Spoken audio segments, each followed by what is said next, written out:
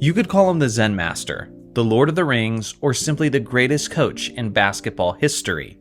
Phil Douglas Jackson was not just a basketball mastermind, but a psychological mastermind as well.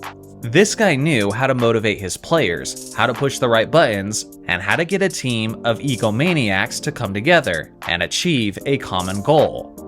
Thanks to his incredible leadership, he was able to win 11 NBA championships and earn 13 trips to the conference finals in just 20 seasons of head coaching. Now, some of you may say, well, of course he won so much. Look at the talent he was blessed with. And although that is true, I would ask you in response, how did that talent fare without him? Michael Jordan, Scottie Pippen, Kobe Bryant, and Shaquille O'Neal collectively played 33 seasons under Phil Jackson, and in that time, they had a combined total of 20 championship rings. Without Phil Jackson, those same superstar players played a combined total of 37 seasons, and in that time, they only won one championship ring. That fact alone should be enough to convince people of Phil's one-of-a-kind greatness as a head coach. But regardless, I'll continue to elaborate. If you ask me, what makes Phil Jackson so excellent has nothing to do with the X's and O's. Sure, he was a great coach from an X's and O's standpoint, but his bread and butter was his ability to get the most out of a variety of different individuals. Early in his career, the narrative about Michael Jordan was that he was a selfish ball hog, a guy who put his scoring before the team. And this is why people believed that he would never win nearly as many championships as Magic Johnson and Larry Bird. Then Phil stepped in, convinced Jordan to give up the ball and play within the triangle offense system, and as a result, they immediately started collecting Larry O'Brien trophies. Shaq and Kobe were failing in the Western Conference playoffs time and time again, as they were seen as a group without solid leadership. Even in 1998, when they had 4 All-Stars on the team, in Shaq, Kobe, Eddie Jones, and Nick Van Exel, they were unable to get it done. Then stepped in Phil, who taught them to work as a group and remain poised under pressure, and they proceeded to immediately win 3 straight championships. After writing a book where he literally called Kobe Bryant uncoachable, he rejoined forces with the Mamba and won 2 more championships with nearly a completely different roster. He took situations that were either shaky or volatile and turned them into championship moments. A perfect example of that is in the case of Dennis Rodman. You have to understand, Rodman was seen as a basket case before he joined the Bulls. He was viewed as an uncoachable locker room cancer, especially after his departures from Detroit and San Antonio, and many people believed that his antics would likely destroy the Bulls from within. Phil immediately built a relationship with Rodman and coached him in a unique way that would get the best out of a player that many doubted at the time. Even without the greatest rosters, there is plenty of evidence of Phil's elite coaching ability. For example, after Michael Jordan's first retirement, very few people expected the Bulls to remain in title contention. But Jackson coached the '94 Bulls to 55 wins and the second round of the playoffs. If it wasn't for one of the most controversial foul calls in NBA history, that team might have gone even further. Another example was the Lakers in 2006. Everyone gives Kobe credit for leading a team with starters like Smush Parker, Kwame Brown, and Luke Walton to 45 wins and a playoff berth. But it was Phil Jackson who coached that team, and no one ever gives him much credit, which is criminal when you consider the fact that Kobe was missing the playoffs the previous season with a different head coach. I understand the arguments for other coaches, but I don't believe any of those cases are nearly as strong, as there's simply no way that you luck your way into winning 11 championship rings, regardless of the talent on the roster. Michael Jeffrey Jordan. This icon is recognized by most basketball fans as the greatest player in the history of the game. Honestly, I tend to agree with that conclusion, simply because MJ was the closest thing we've ever seen to a perfect basketball player with a darn near perfect career. On top of the fact that MJ was likely the greatest offensive player in the history of the game, he was also arguably the greatest perimeter defender of all time. Let me break those down. First off, MJ's offense. Jordan has the highest career scoring average in NBA history at 30.1. But beyond that, he also has the highest scoring playoff average of all time at 33.4, and no one else is even close. The most mind-blowing part about all of that isn't just the high level of production, but it's just how efficient MJ was while scoring a career 30 points per game. In the totality of MJ's career, specifically at the guard position, he averaged a whopping 31.5 points per game while shooting 50.5% from the field. In the history of the league, only 4 guards have ever had a career average above 20 points per game while shooting at least 50% from the field. Those are Marcus Johnson, David Thompson, George Gervin, and Michael Jordan. And of those players, only 2 of them averaged north of 23 points per game. That was Gervin and MJ, and Gervin wasn't even close. Essentially, Jordan's combination of explosive scoring and deadly efficiency isn't just unheard of, but it's relatively alien-like by comparison. It is analytically proven that as players generally take more shots, their efficiency goes down. That's because when someone shoots more often, they're being less selective. There's less open looks, and since it's evident that he's likely to shoot, the chances are greater that he's swarmed by the defenders, and often double-teamed. For some insane reason, this analytical truth doesn't seem to apply to Michael Jordan at all. He led the league in volume, scoring, and efficiency basically every year. As an offensive player, he's a freakish anomaly that isn't supposed to exist. For his career, MJ won 10 scoring titles, which is easily the most in NBA history, ahead of Wilt Chamberlain with 7. No one else has half as many scoring titles as MJ. But again, that's just the offensive end. And what's insane is that MJ was arguably the best player offensively and defensively every time he set foot on the court. MJ has 9 first-team All-Defense selections in his career, and in each and every one of those selections, he was also the league's leading scorer. Jordan is 4th all-time in career steals, and he has the most ever at his position, as he used his instincts, his massive mitts, and his insane quickness to cause plenty of turnovers. Beyond that, he was simply one of the greatest shot blockers in NBA history, especially when you consider the position he played. For a guard specifically, MJ has the highest blocks per game average in NBA history at 0.9. He was an absolute hound defensively, who was always lurking and waiting to strike on almost every possession defensively, which is the biggest reason why he won the Defensive Player of the Year award in 1988. Other than Michael Jordan, no player has ever averaged at least 30 points per game while winning the Defensive Player of the Year, and MJ did it while averaging 35. Again, stats are nice and individual accolades are nice, but at the end of the day, nothing matters more than winning, and the greatest determining factor of a star's legacy is how he performed when the games mattered the most, and no one stands out more in that crucial aspect than the great Michael Jordan. MJ always took his game to another level in the playoffs, but after that, he took it to an even higher level in the NBA Finals. As you all know, Michael Jordan was a perfect 6-0 in the NBA Finals, and never allowed a final series to reach a 7th game. MJ's naysayers will say that it's a team sport, and MJ can't get all the credit for that 6-0 record. To that I say, well sure, it is a team game, but MJ was the finals MVP in all 6 of those instances. And in nearly every final series, MJ was either breaking records or carrying his team to a historic extent. For example, in the 1991 NBA Finals, MJ set the NBA Finals record by making 13 straight shots without a miss. He also became the first player in NBA history to average at least 30 points and 10 assists over the course of a finals series. Then in the 1992 NBA Finals, MJ immediately proved that he could be an elite three-point shooter if he wanted to, as he set the NBA Finals record for three-pointers made in a half, and tied the record for the most three-pointers made in a game. He also set the finals record for the most points scored in a single half with a total of 35.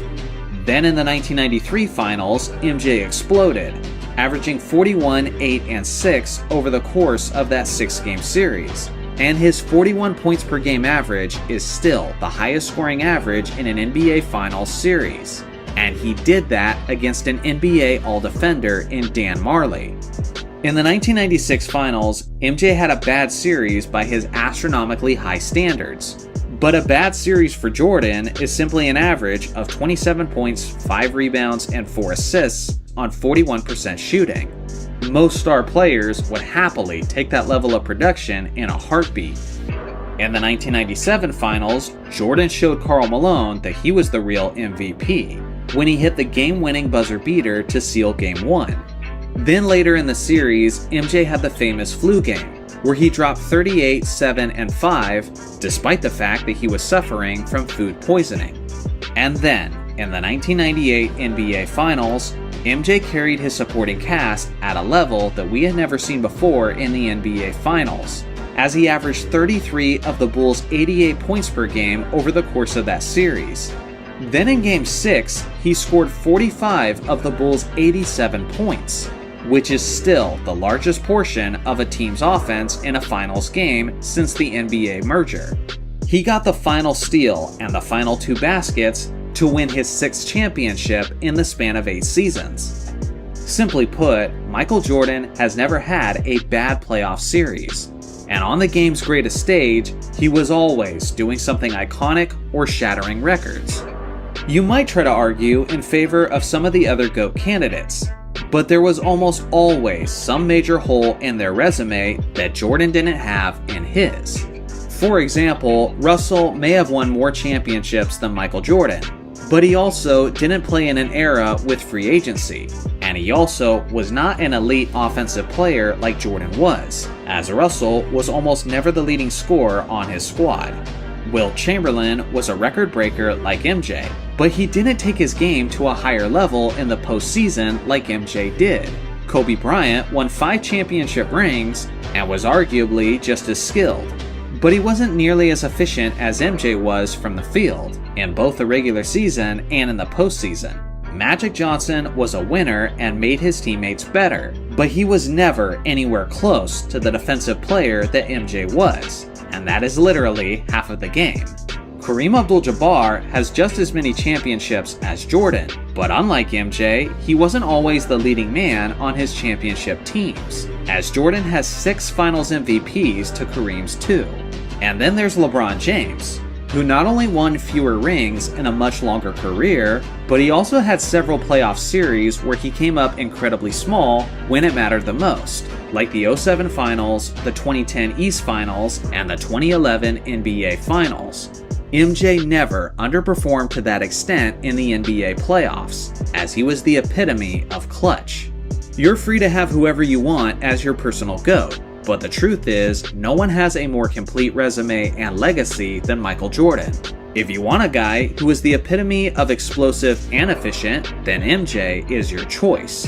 If you want a guy who is arguably the best on both ends, nearly every time he set foot on the court, then MJ is the guy for you. If you want a guy who always excelled in championship situations, whether it be college, the Olympics, or the NBA Finals, then MJ is the winner for you. This is why Michael Jordan is the greatest player of all time. Shaquille O'Neal just sent sports media and the internet into a frenzy when he claimed the 2001 Lakers would easily beat this generation's Warriors. For those of you who don't remember or were too young to have seen the NBA in 2001, we're talking about the Shaq and Kobe Lakers. The same Lakers who went 15-1 in the playoffs, who had 2 superstars who each averaged near 30 points per game that season. Listen, I watched just about every Laker game that season, and I enjoyed that championship run. I love my Lakers, and I will always love my Lakers. But Shaq is very wrong on this one.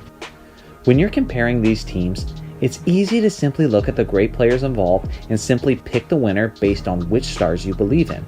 But this is basketball we're talking about. A game where matchups are crucial and where the X's and O's matter tremendously. As easy as it is to envision a young Kobe and Shaq eating up these Warriors, the reality is those Lakers would not have matched up very well with them. The 2001 Lakers were a slow, half-court team that would be going up against a transition offense that's loaded with playmakers and shooters. At the two-guard position, Kobe could definitely lock up Klay Thompson defensively, but tell me, who's going to slow down Steph Curry? Brian Shaw? Derek Fisher? Tyronn Lue? Steph is going to have a feast. At the small forward position, you have an even more egregious matchup, with an undersized Rick Fox trying to slow down Kevin Durant. Sure, Shaq would have his way in the paint and may score 50 points, but as he's scoring 2-point shots and clanking half of his free throws from the inevitable hack-a-Shaq, the Warriors will be raining threes against defenders who won't be able to slow them down. Point being is that the 2001 Lakers wouldn't be a match for these Warriors, just like how almost every other team in NBA history wouldn't be a match. I could give you a breakdown on why teams like the 80s Lakers, 80s Celtics, or the LeBron and Wade Heat wouldn't be able to compete with this generation's Warriors, but if I did, this video would end up being over a half hour long.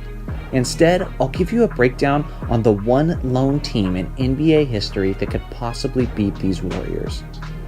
The best team to ever match up against these Warriors would be the 95-96 Bulls easily. I know, it's not necessarily the most surprising pick, but I'm not picking them just because the Bulls were a really good team and had a 72-10 record that one year. It actually goes far beyond that. The 96 Bulls are simply the most capable team based on their strengths. Anything the Warriors could throw at the Bulls, Chicago would be well equipped to handle it. You can't say that about any other team in league history. This generation's Warriors are absolutely stacked with offensive weapons. They would have to utilize those weapons against arguably the greatest defensive team of all time. The 95-96 Bulls are the only team in the league's history to have 3 first-team All-Defenders in their starting lineup with Jordan, Pippen, and Rodman. Even if the Bulls aren't the greatest defensive team of all time, they are without question the greatest perimeter defending team in NBA history, which is exactly where the Warriors are at their best offensively. It's easy to remember the all-time great defenders in Jordan, Pippen, and Rodman, but the player I most frequently see that's forgotten in the Bulls roster is Ron Harper. Ron Harper was their point guard and started every single game for the Bulls that season, but still somehow remarkably he continues to fly under the radar. He wasn't first team all defense, but he was an elite defender in his own right. With all of these pieces, you couldn't possibly ask for a better matchup. You would have Jordan, Pippen, and Harper to clamp down on Klay, KD, and Steph. The Bulls are the perfect scrappy and physical team that's needed to frustrate these finesse-style Warriors. These group of defenders would also be great for all the switching and screens that the Warriors would try to use. Jordan would probably guard Klay, Pippen would guard KD, Rodman would guard Draymond, and Harper would guard Steph. But if the Warriors were to set screens which caused many switches defensively, the Bulls would still be in decent shape. Pippen could also guard Draymond, Rodman could guard KD, and Jordan and Pippen could guard either Klay or Steph. There just simply isn't an easy way for these Warriors to attack the Bulls. Also consider the fact that the Bulls have a deep bench and supporting shooters like Tony Kukoc and Steve Kerr that could at the very least hang with these Warriors if they're playing a 2018 style of basketball. With the NBA's greatest modern scorer in Michael Jordan, who would be playing under this generation's rules with no hand checking and a more free-flowing offense, there is absolutely no question that scoring would not be an issue for the Bulls. Jordan would score at will, Pippen would be scoring, and the shooters around them would be doing their part. So offensively and defensively, the teams are comparable. But what I haven't even got into yet is the intangibles. We haven't even touched on the fact that Phil Jackson is arguably the greatest coach ever and is excellent with coaching adjustments. We haven't even touched on the fact that Jordan and Pippen have tremendous killer instincts and that Jordan is arguably the greatest clutch performer of all time. Listen, I'm not saying that these Bulls would definitely beat the Warriors, but if you want a team that could stand a solid chance at beating them, It's not the 01 Lakers, it's not the 80s Lakers or the Celtics, it's not the Heat teams of the past, the Sixers teams of the past, or the Pistons teams of years past. No, it's just the 95-96 Bulls. Most people think he's 6'9", 260. And Dennis was maybe a half an inch taller than me at 6'6", 220. And he impacted the game a lot bigger. There's Dennis again. He doesn't even have to score a basket to turn a game around with his rebounding ability. You got to throw him in the category of some of the greats like Bill Russell. And this is a unique cat. Yeah, I mean, he is... That's an understatement right there, yeah. How did oil and water mix? Yeah. You know what? And I love Dennis. I really do. He's an unbelievable player, incredibly athletic. He was like Superman. Like he just, just a freak of nature. A guy could run all day long, never got tired, and was like the Energizer Bunny. I loved having him next to me on the court because you always felt like, you just got a warrior with you. So on the court, he's a great guy to have next to you. Let's start this one off by getting a couple things out of the way. Rodman was not a scorer. He couldn't really shoot the ball, and in only one season of his career did he average double-digit scoring. Although he could run the fast break, and if you weren't careful, he could dunk on you to finish the play.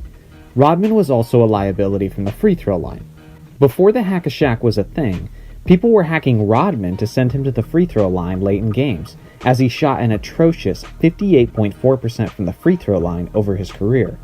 Despite these flaws, anyone would love to have a prime Rodman on their team due to everything else he brought to the table.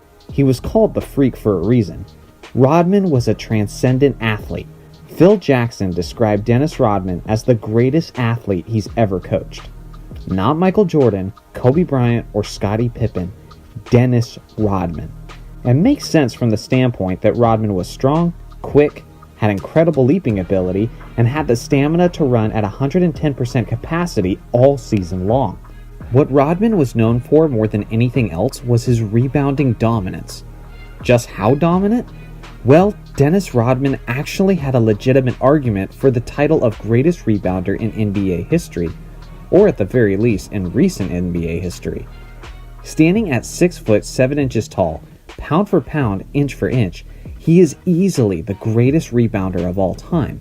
He's ranked only 23rd all time on the NBA rebounds list, but this has a lot to do with the fact that Rodman was only 25 years old when he was a rookie in the NBA, which is by far older than everyone else ahead of him on the list.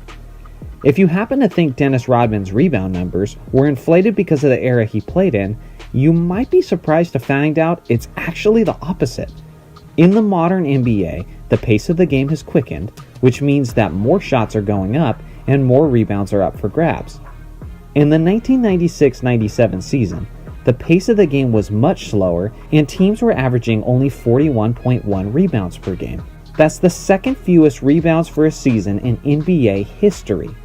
Despite some of the fewest opportunities at rebounds in league history, Rodman still led the league in rebounds that season with an incredible 16.1 boards per game. Despite the faster pace in the modern era of basketball, no player since 1997 has averaged as many rebounds per game as Rodman did in the 96-97 season. The year that Rodman averaged 16.1 boards per game, Dikembe Mutombo was the runner-up, averaging almost a whole 5 rebounds less than Rodman that year. Also keep in mind that Mutombo was also 7 inches taller than Dennis Rodman, and yet he wasn't even close to him in rebounds. In the 1991-92 season, Rodman had his greatest year in rebounds, averaging an all-time great 18.7 boards per game. That year, the league average for team rebounds was right around what it typically is at 43.7 per game. If you want to go back to a time in NBA history where players were averaging as many rebounds as Rodman, you would have to go back to the late 1970s and the 1960s. Players were exceeding Rodman's rebound numbers during that era, but that had a lot to do with the fact that the pace of the game was way quicker during that era, and players were also missing way more shots then, as it was the lowest field goal efficiency seasons in NBA history.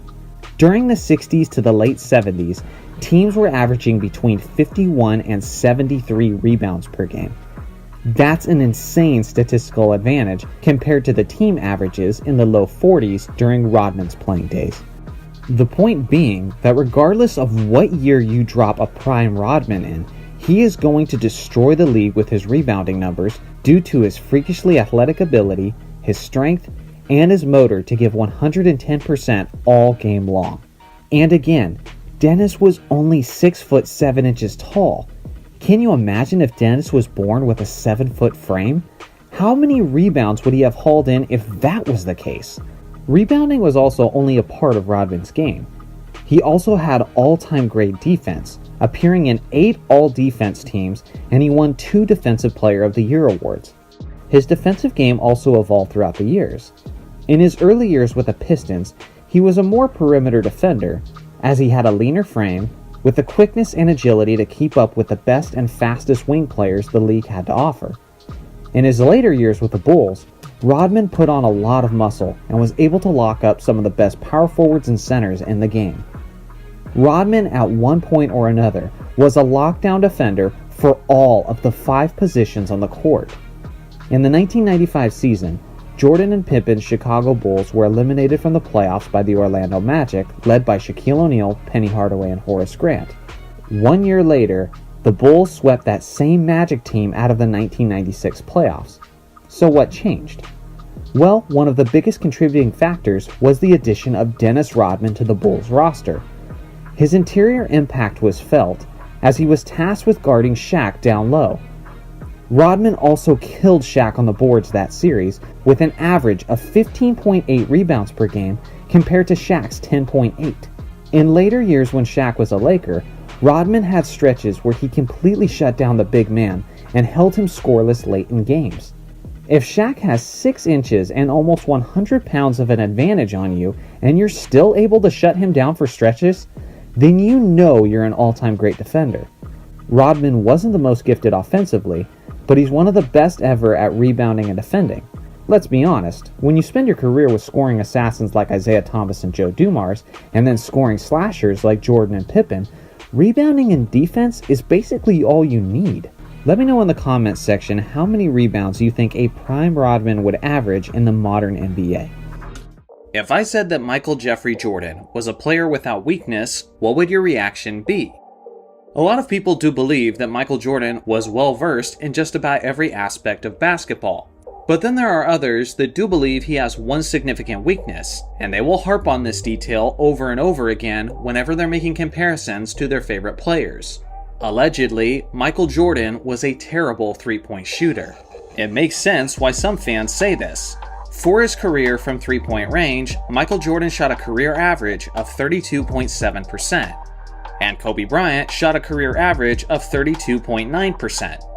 And LeBron James currently has a career average of 34.8%. You also have to consider the fact that MJ's career average really should be a little bit lower, because from 1994 to the end of the 96 to 97 season, the NBA actually shortened the three-point line from 23 feet 9 inches to 22 feet.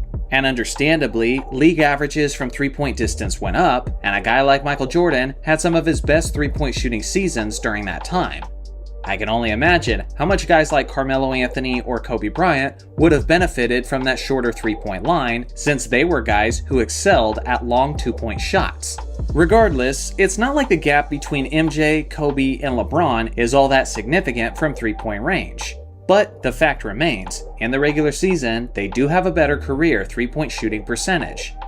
The thing is, I think this aspect of three-point shooting and Michael Jordan is a bit more layered and complicated than some people realize. A lot of Michael Jordan fans like to bring up the 1992 NBA Finals, and in this series, Michael Jordan famously set the NBA Finals record for most three-pointers made in a half, and tied the NBA record for the most three-pointers made in a game. This was stunning at the time, but I think what's really crucial is understanding the context leading into that series. Prior to Game 1, Michael Jordan and Clyde Drexler were constantly receiving comparisons, as the media was really pushing these guys as rivals. Before the first game started, there was an interview with Clyde Drexler, and he had this to say: "But all things equal, we don't mind him shooting threes. We really don't. I give Michael a lot of credit, but I don't know if he can match my three-point skill." And then, still prior to Game 1, Michael Jordan responded to Clyde Drexler's comments by saying, "Clyde is a better three-point shooter than I choose to be." Clearly, it sounded like MJ took it personally. And obviously, what ensued was that record-setting three-point performance, as he showed Clyde and the rest of the world what he was capable of as a three-point shooter. Now, some Michael Jordan critics will point out the fact that MJ was pretty open on most of these three-point shots. And to that I say, well, duh. The Blazers literally said that they didn't think highly of Michael Jordan's three-point shooting heading into that game. They were daring him to take those shots. And that's why they started defending him just a little bit more on his latter shots. But then MJ critics will say you can't just call him a great three-point shooter based on one playoff series. And to that I say, you're absolutely correct. So let's dig a little bit deeper into the details. Now first off, let me point out the fact that Michael Jordan was objectively a terrible three-point shooter in his first 4 seasons in the league. In his rookie season, he only shot 17% from that distance. In his second season, he also shot 17%. His third season was 18%, and his fourth season was 13%. Now to be fair, MJ was shooting less than 1 3-point attempt per game in his first 4 seasons. So it's not like he was Charles Barkley out there, who was among the league leaders in 3-point attempts while being objectively terrible. Michael Jordan knew what his skills and what his greatest strengths were, and for the most part, that's why he avoided the 3-point line. But still, even with the lack of volume, there's no ignoring the fact that MJ was without a doubt a horrible 3-point shooter early in his career. The thing is, that wasn't really uncommon during that era in the NBA, as the 3-point shot was relatively new to the league and wasn't a major point of emphasis during that time. When Michael Jordan first entered the league in the 1984 to 1985 season, the average team was only attempting a grand total of 3.1 attempts per game. To put that in perspective, modern NBA teams are shooting well over 10 times that amount of 3-point attempts per game. So again, when MJ entered the league, the average amount of attempts per team was 3.1. And when he finally retired from the NBA at the end of the 2002 to 2003 season, that average had climbed to 14.7 per game. It goes without saying that the league was adapting to the 3-point shot at the time that MJ entered the league, and the same is true about the best players within the game, as they were also learning that shot and slowly adapting it to their game. For goodness sake, even Larry Bird had a 4-year stretch early in his career where he shot only 26% from 3-point distance, and he's widely considered as one of the greatest 3-point shooters of all time. So yes, Michael Jordan did take a little while to figure out his 3-point shot, but once he did, everything changed. Over a 10-season stretch, from the 1988 to 89 season to the 1997 to 98 season, Michael Jordan had a 3-point shooting percentage that was actually better than the league average, as he shot 35.4% from that distance, compared to the league average that was 34.1%. To say that MJ was a bad 3-point shooter after 1988 would be objectively incorrect, because he was quite literally better than most of the 3-point shooters within the league. But here's the craziest part about Michael Jordan's 3-point shooting. Whenever anybody uses this criticism against MJ, they're always focusing purely on the regular season numbers. And as per usual with Jordan, he was much better in the playoffs and even better in the NBA Finals. For his career, he shot 32.7% in the regular season, and in his playoff career, he shot 33.2%, and in the NBA Finals specifically, he shot 36.8%. Now some people will point out that some of those final series actually had the shorter 3-point line. If you count only the times where the 3-point line was at its full distance, then MJ was even better at 40.9%. Kobe Bryant in the NBA Finals was a career 31.4%. LeBron James was a career 35.2%, and Kyrie Irving was a career 36.2% in the NBA Finals. Now let me know, did you guys grasp that? Everybody focuses on the regular season, but MJ was better when the games mattered the most. He was better than guys like Kobe, LeBron, and Kyrie Irving on the game's biggest stage by a mile. Yet for some reason, MJ's critics choose to ignore this fact. Now, am I trying to make the point that Michael Jordan was a great or even an elite three-point shooter? No, I'm not. I'm simply trying to make the point that you probably couldn't call this a weakness. This aspect of Michael Jordan's game is way too scrutinized, and when you understand the full scope and the full context of his NBA career, he was actually a pretty solid three-point shooter. But here's the most important part. Michael Jordan didn't care about all of this nearly as much as me and you. Because in an interview after his record-setting NBA Finals game in 1992, he had this to say about his three-point shooting. Take a listen. My three-point shooting is something that I don't want to excel at because it takes away from all phases of my game. My game is a fake drive to the hole, penetrate, dish off, dunk, whatever. And when you have that mentality, as I found out in the first game, of making threes, you don't go to the hole as much. You go to the three-point line and you start sitting there waiting for someone to find you. And that's not my mentality. And I don't want to create that because it takes away from my other parts of my game. Now that you've heard Jordan's thoughts, ask yourself, do you or I know the game of basketball better than the guy who most people think is the greatest player of all time? MJ didn't think it was an important and crucial aspect to his game, and he seemed to be right, as the results paid off as he won 6 championships in the span of 8 seasons. The problem is that modern NBA fans look at this highly inflated three-point shooting era and compare the standards of the modern league to Michael Jordan, who played 30 years ago. Obviously, that's not fair, because when Michael Jordan was playing, he wasn't worried about competing with guys 30 years into the future. He was worried about beating the guys in front of him, like Magic Johnson, Clyde Drexler, Charles Barkley, Gary Payton, and Karl Malone.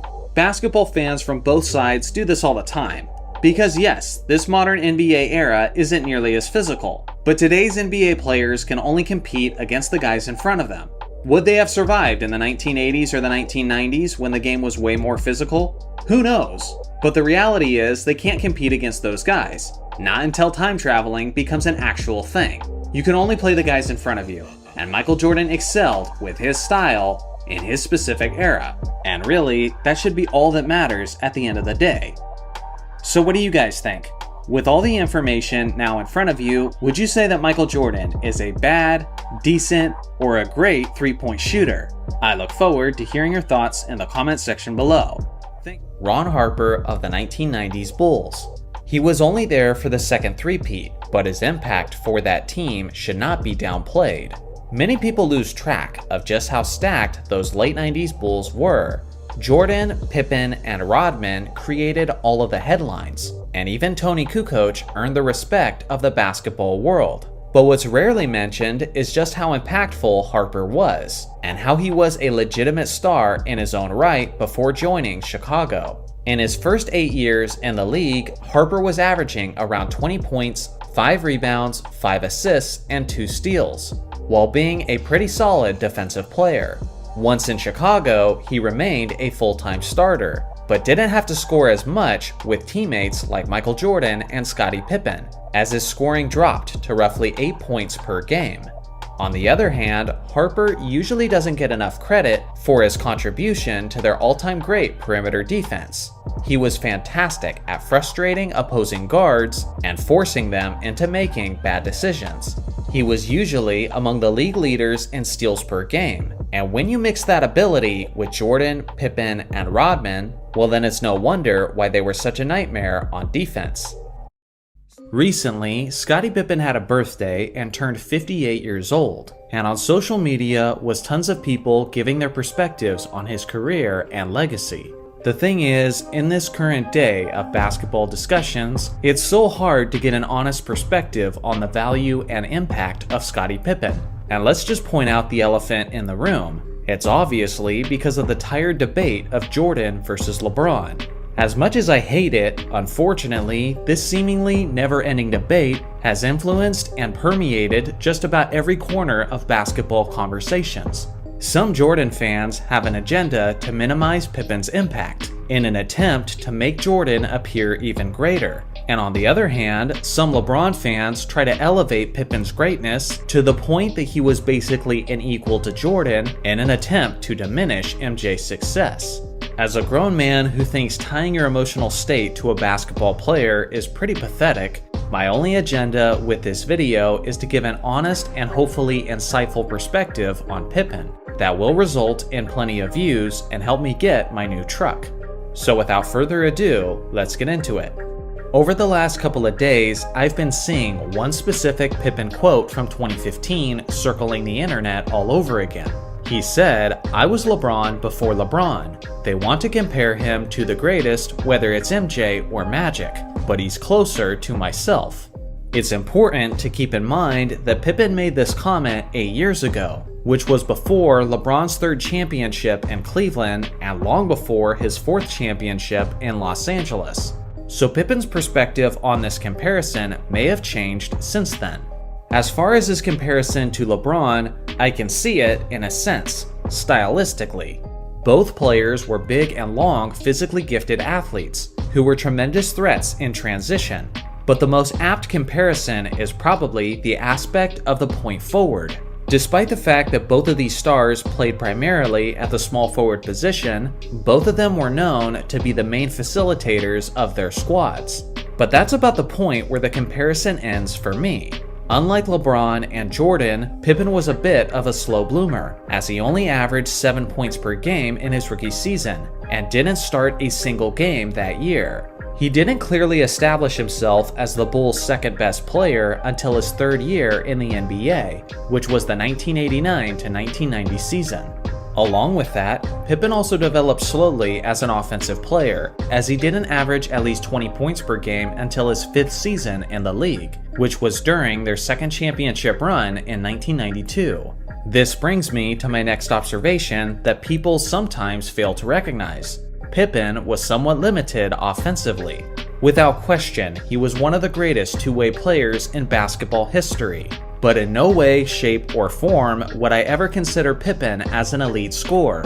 He was a great slasher and became a decent three-point shooter as his career went on. But he didn't have the best dribbling skills, he wasn't fantastic with his back to the basket, and he sometimes struggled to reliably make a play for himself. With Jordan on the roster, at his best, Pippen scored 21 points per game, and when Jordan retired in 1993, many people expected Pippen to then assert himself as an elite scorer with extra opportunities. Well, that didn't end up being the case. Pippen's scoring did go up without MJ, but it was only marginal, as he went from roughly a 20 points per game scorer to 22 points per game in 1994 and 1995. I remember in the Last Dance documentary, Phil Jackson referred to Pippen as possibly the second best player in the entire league, only behind Jordan. But that seemed like a crazy claim to me. During his prime, I don't remember people considering Pippen as a better player than Karl Malone, Charles Barkley, Patrick Ewing, Hakeem Olajuwon, David Robinson, and so on.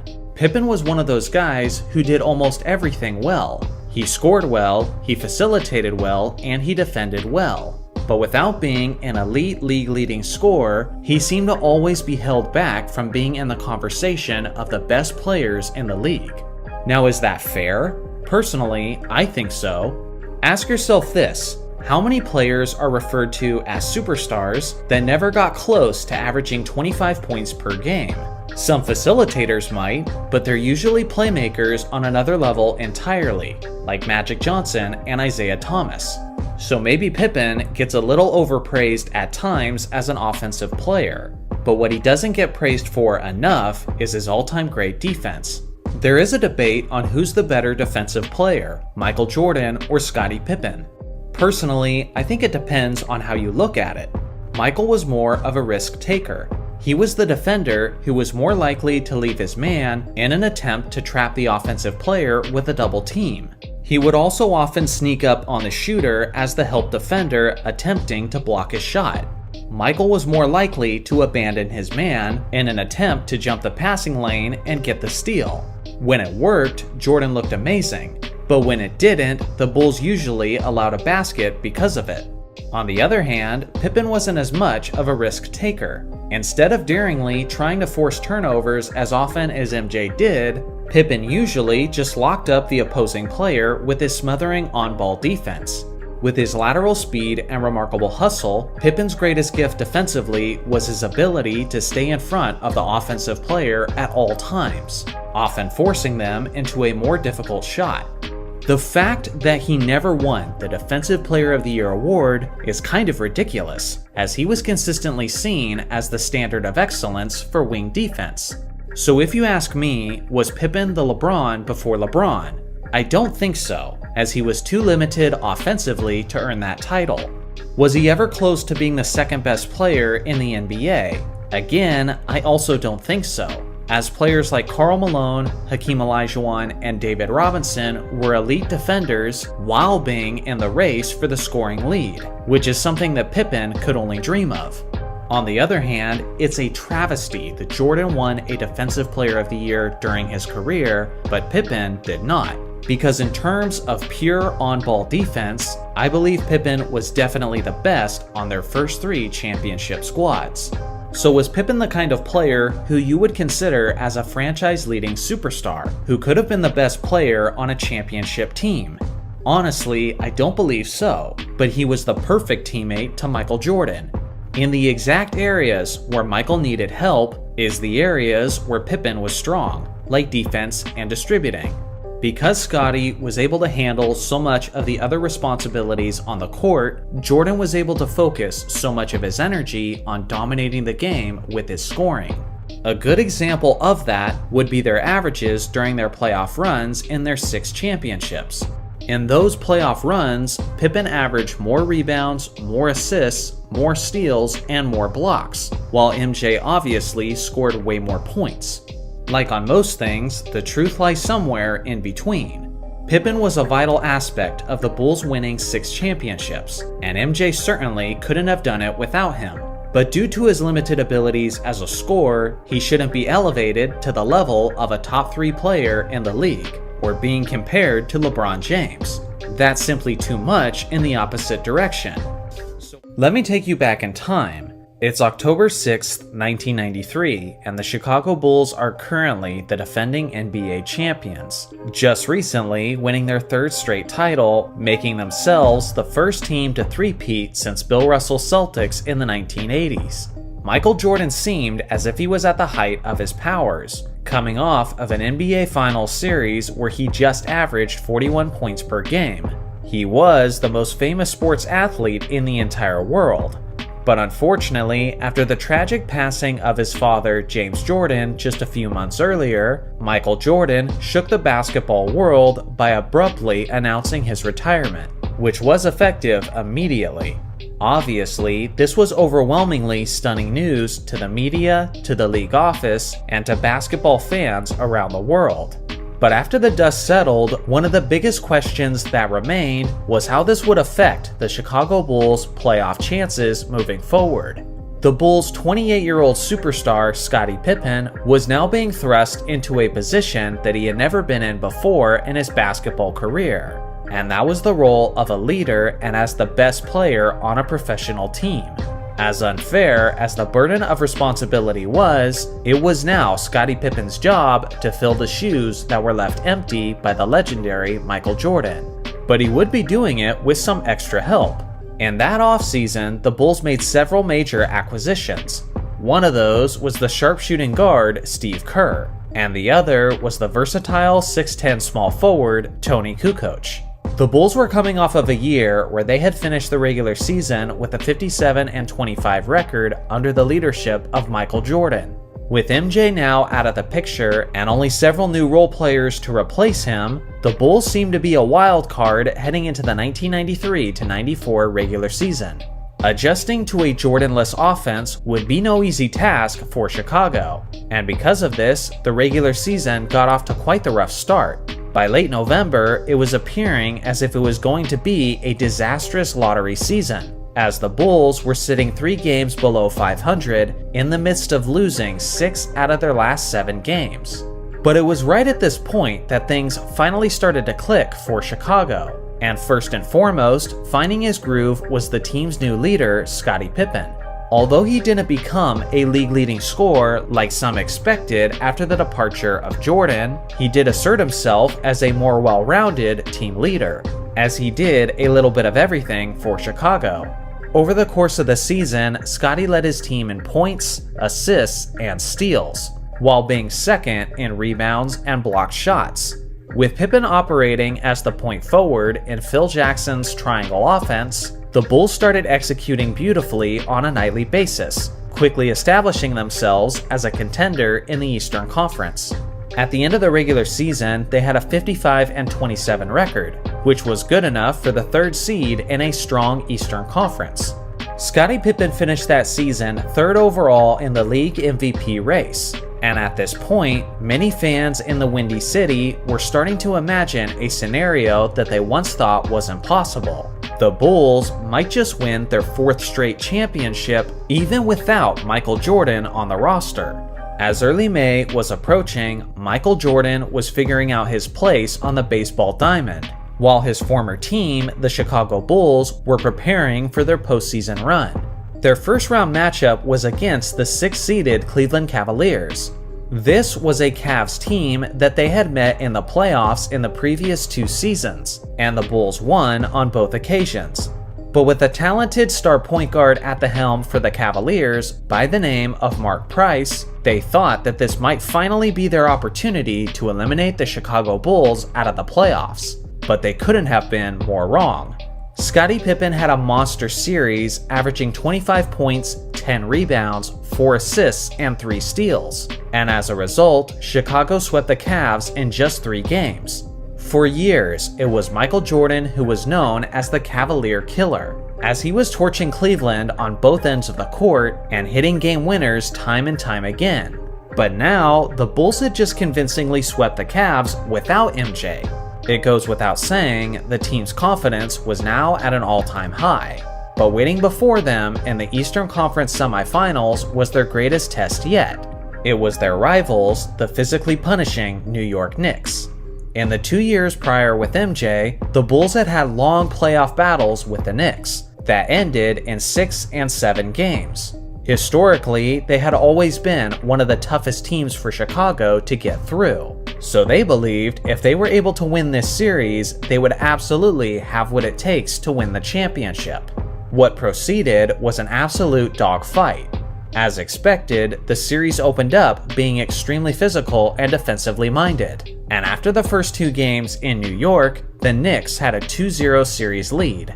There was several famous, iconic plays that occurred in this series, and the first came in Game 3. To put it simply, this contest was absolutely wild, as a crazy brawl broke out that was started between the Knicks' Derek Harper and the Bulls' JoJo English. But despite the altercation clearing the benches and spilling over into the first row of the fans, this was still only an appetizer for the drama that was ahead. With less than 10 seconds left in the game, the Bulls had the ball and were up by 2 points, with the shot clock winding down.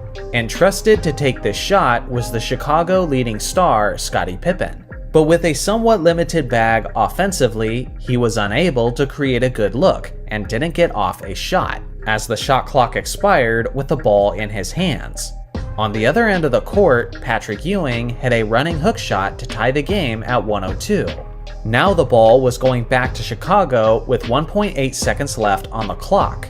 A frustrated Scottie was looking for an opportunity to redeem himself with another attempt at a game-icing basket.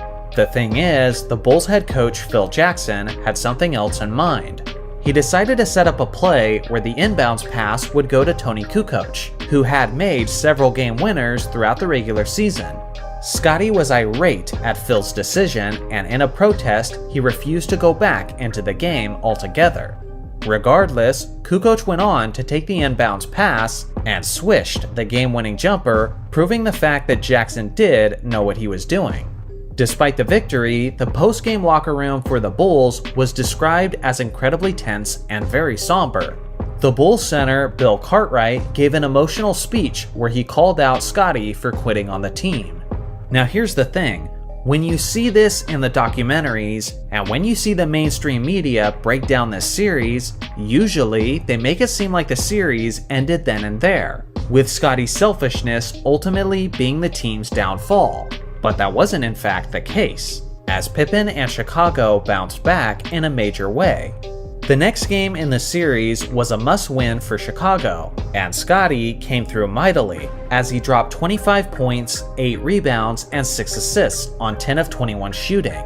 Thanks to this clutch performance, the Bulls won the game and tied up the series at 2 games apiece. The series was now returning to New York for a pivotal 5th game, and what ensued was once again a classic close battle. With just over 7 seconds left in the 4th quarter, the Bulls were up by 1 point, and the Knicks had the ball as they were inbounding the pass with a chance to take the lead. What happened then is simply one of the most controversial foul calls in NBA history, which Chicago fans referred to as their phantom foul. The elite perimeter shooter Hubert Davis catches the ball at the top of the key with a clean look at the basket, but Scottie Pippen closed ground quickly and contested the shot. And NBA referee Hugh Hollins blew the whistle right as the shot was being missed. When you look at the instant replay, you can see that Davis was trying to sell the contact before Pippen had reached him. And even then, it's hard to tell whether or not Pippen actually made any contact with him whatsoever. If the referee doesn't blow that whistle, then the Bulls win the game and take a commanding 3-2 series lead back to Chicago. And in Chicago for Game 6, the Bulls went on to dominate the Knicks, which included one of the greatest dunks in NBA history, Pippen's disrespectful slam on Patrick Ewing. But unfortunately, that's only a hypothetical, because the ref did blow that whistle, and Hubert Davis went on to hit 2 free throws to win the game for New York. Ultimately, the Knicks went on to win the series in the 7th game at home. But personally, I always felt like that game never should have happened in the first place. Yes, Pippen had that awful, selfish moment in that series, but sadly, he never got that true opportunity to redeem himself with a potential NBA Finals run. Because of this massive, history-shaping call by Hugh Hollins, this season for Scottie Pippen and the Chicago Bulls will remain as one of the biggest what-ifs in franchise history. What impact does your statistical place in the NBA have on you? Well, that never drove me. You know what I mean? The stats only add up when you put forth the effort and you don't worry about it. You know, good things happen to those people that work hard. If I sit here and play for the stats, I would have never retired in '93. Or I still probably be chasing Wilt Chamberlain's all-time, or Kareem Abdul-Jabbar all-time scoring lead. I mean, that doesn't drive me. I mean, sure, it defines to some extent for people who don't know me, or 20 years from now would never know who Michael Jordan really is, but based on the stats, he must have been pretty decent. Those are only ways that I look at stats. Other than that, it's all about winning championships and winning. Stats that matters to me is the games that we win and the rings that you collect. As someone who's been an NBA fan for many years at this point, I can say that there's several things current day fans misunderstand about Michael Jordan. In the modern NBA, the league is incredibly high scoring, and it seems like every other night, some player is accomplishing some sort of statistical feat that's putting his name in the record books. The stats mean more to people than they ever have before. We have access to the internet, and are able to compare all aspects of a player's stats within a matter of moments. We now have the emergence of fantasy sports. We have sports betting on specific aspects of a player's stat line, and even player contracts are sometimes negotiated with statistically based incentives. Because of all of this, the players within the league have been naturally influenced to care more about their stats than players in generations past. And in many cases, it's rather obvious. In response to this, many NBA fans have started putting negative connotations on players who are influenced by these stats. Players are now commonly referred to as, quote, stat patters. Whether it's true or not, this isn't a label that any player would want if he cares about his reputation. Now, some fans are trying to retroactively put that label on Michael Jordan. After all, he dominated the game statistically like no one else in his era. He won a record 10 scoring titles and had the highest scoring average in league history for both the regular season and the playoffs. The thing is, MJ's stats translated to winning basketball, as he won 6 championships and 6 finals MVPs in the span of 8 seasons. Since the NBA merger, only 2 players have ever led the league in scoring and won the championship in the same season. That was done by Shaquille O'Neal and Michael Jordan, except Shaq did it just once. MJ did it 6 times. But it wasn't just the stats that Jordan didn't care about in comparison to winning, but it was also the records and the individual accolades. It's easy to look at MJ through the lens of 2024. Now he's being compared to LeBron James on a daily basis. And some of the things that young fans are looking at is their total points, their playoff points, and how many times they made it to the NBA Finals. The problem with that is that it completely ignores the context of the time he played in. He was dealing with critics and the narrative that a scoring leader can't win a championship like the facilitators can. And then he proved them wrong by winning a title his way. They said that he couldn't win like a team leader like Magic Johnson. And then he beat Magic in the NBA Finals. They said that in order to sit at the table with the greatest players of all time, like Kareem, Magic, and Bird, then he would have to win multiple NBA championships. So then he won 3 straight titles, accomplishing something that none of those guys had ever done before. That's when he retired the first time, feeling as if he had nothing left to prove. But as we all know, he came back, proving that he hadn't lost it, and was still the same Michael Jordan. He may have been a 3-time NBA champion, but up to that point, you couldn't say that he was the leader of the greatest NBA team of all time. So then he won 72 games in the 95-96 regular season, setting a new record on their way to the NBA championship. But at that point, Magic Johnson was still ahead of him with 5 championship rings. Then Jordan completed a second three-peat and surpassed his greatest competitor in total championships, 6-5. Then he rode off into the sunset with his second retirement. The key here is that Michael didn't feel as if he had more to prove. If he wanted the most All-NBA teams in league history, then he wouldn't have walked away from basketball at the age of 30. If he wanted Kareem's all-time scoring record, then he wouldn't have retired 3 times. If he wanted to get as many trips to the NBA Finals as possible, then he wouldn't have joined a lottery team in the Washington Wizards in his final seasons, but he would have gone to the Lakers or Blazers instead. The point is, MJ personally felt like he needed an obstacle to overcome, and when he overcame it time and time again, that's when he could walk away, believing that he had nothing left to prove. The truth is, you can only achieve victories over the competitors of your era. MJ understood that, and in basically every way possible, he achieved those victories over his competitors. Modern NBA players like LeBron James, Nikola Jokic, and Steph Curry are compared and held to the standards not just of their current competition, but also to players from generations past. But at the same time, they have no idea what kind of future players they'll be compared to 30 years from now. Not only is it unfair to compare them to the standards of those future players, but honestly, that's not even their job to worry about. Their job is to have as much success as possible against the competition of their era. That was all that MJ cared about when he played.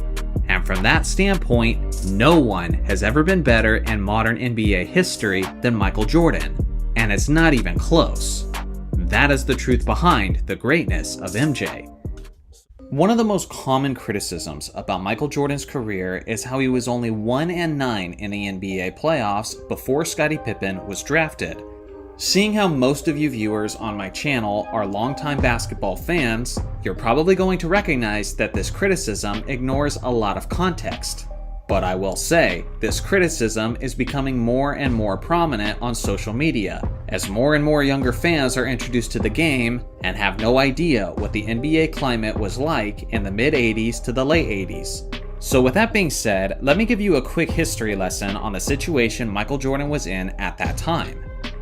When Michael Jordan was drafted with a 3rd overall pick to the Chicago Bulls, he was joining a team with a 27-55 record. Not only was the team far outside of the playoff picture, but they had never won an NBA championship in the franchise's history. In Michael Jordan's rookie season, his teammates were Dave Corzine, Quentin Daly, Chris Engler, Sidney Green, Dave Greenwood, Rod Higgins, Steve Johnson, Caldwell Jones, Charles Jones, Wes Matthews, Jawan Oldham, Ennis Watley, and Orlando Woolridge.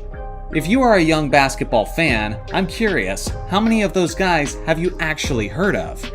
Dave Corzine was the Bulls starting center during that era, and in the 1984 to 1985 season, as a 6'11 player, he averaged just 8 points per game on less than 50% shooting from the field. He also averaged just 5.1 rebounds per game. Of all the starting centers in the league that season, that was the second lowest rebounding average. So already, MJ's at a huge disadvantage. Orlando Woolridge was actually one of the very few quality teammates. Simply put, Woolridge was one of the most athletic players in the entire league. And when you combine that with his impressive 6'9" frame, that's a couple of gifts that put him in a position to do some damage. As an above-the-rim player, Woolridge was the team's second leading scorer in Jordan's first 2 seasons in Chicago, averaging about 22 points per game. Then some might point out that the Bulls also had John Paxson in those seasons, who people know now as a valuable perimeter shooter for Michael Jordan. But Paxson had not yet developed that part of his game. In the first 3 seasons of Paxson's career, he shot a terrible 27% from the three-point line, meaning his overall value was extremely limited. Now consider this. Michael Jordan broke his foot in his sophomore season, and because of this, he was only able to play in 18 out of the 82 regular season games. Now, when Michael Jordan played at least 18 minutes in a game, the Bulls had a 9-4 record. When he played less than 18 minutes, the Bulls were 0-5.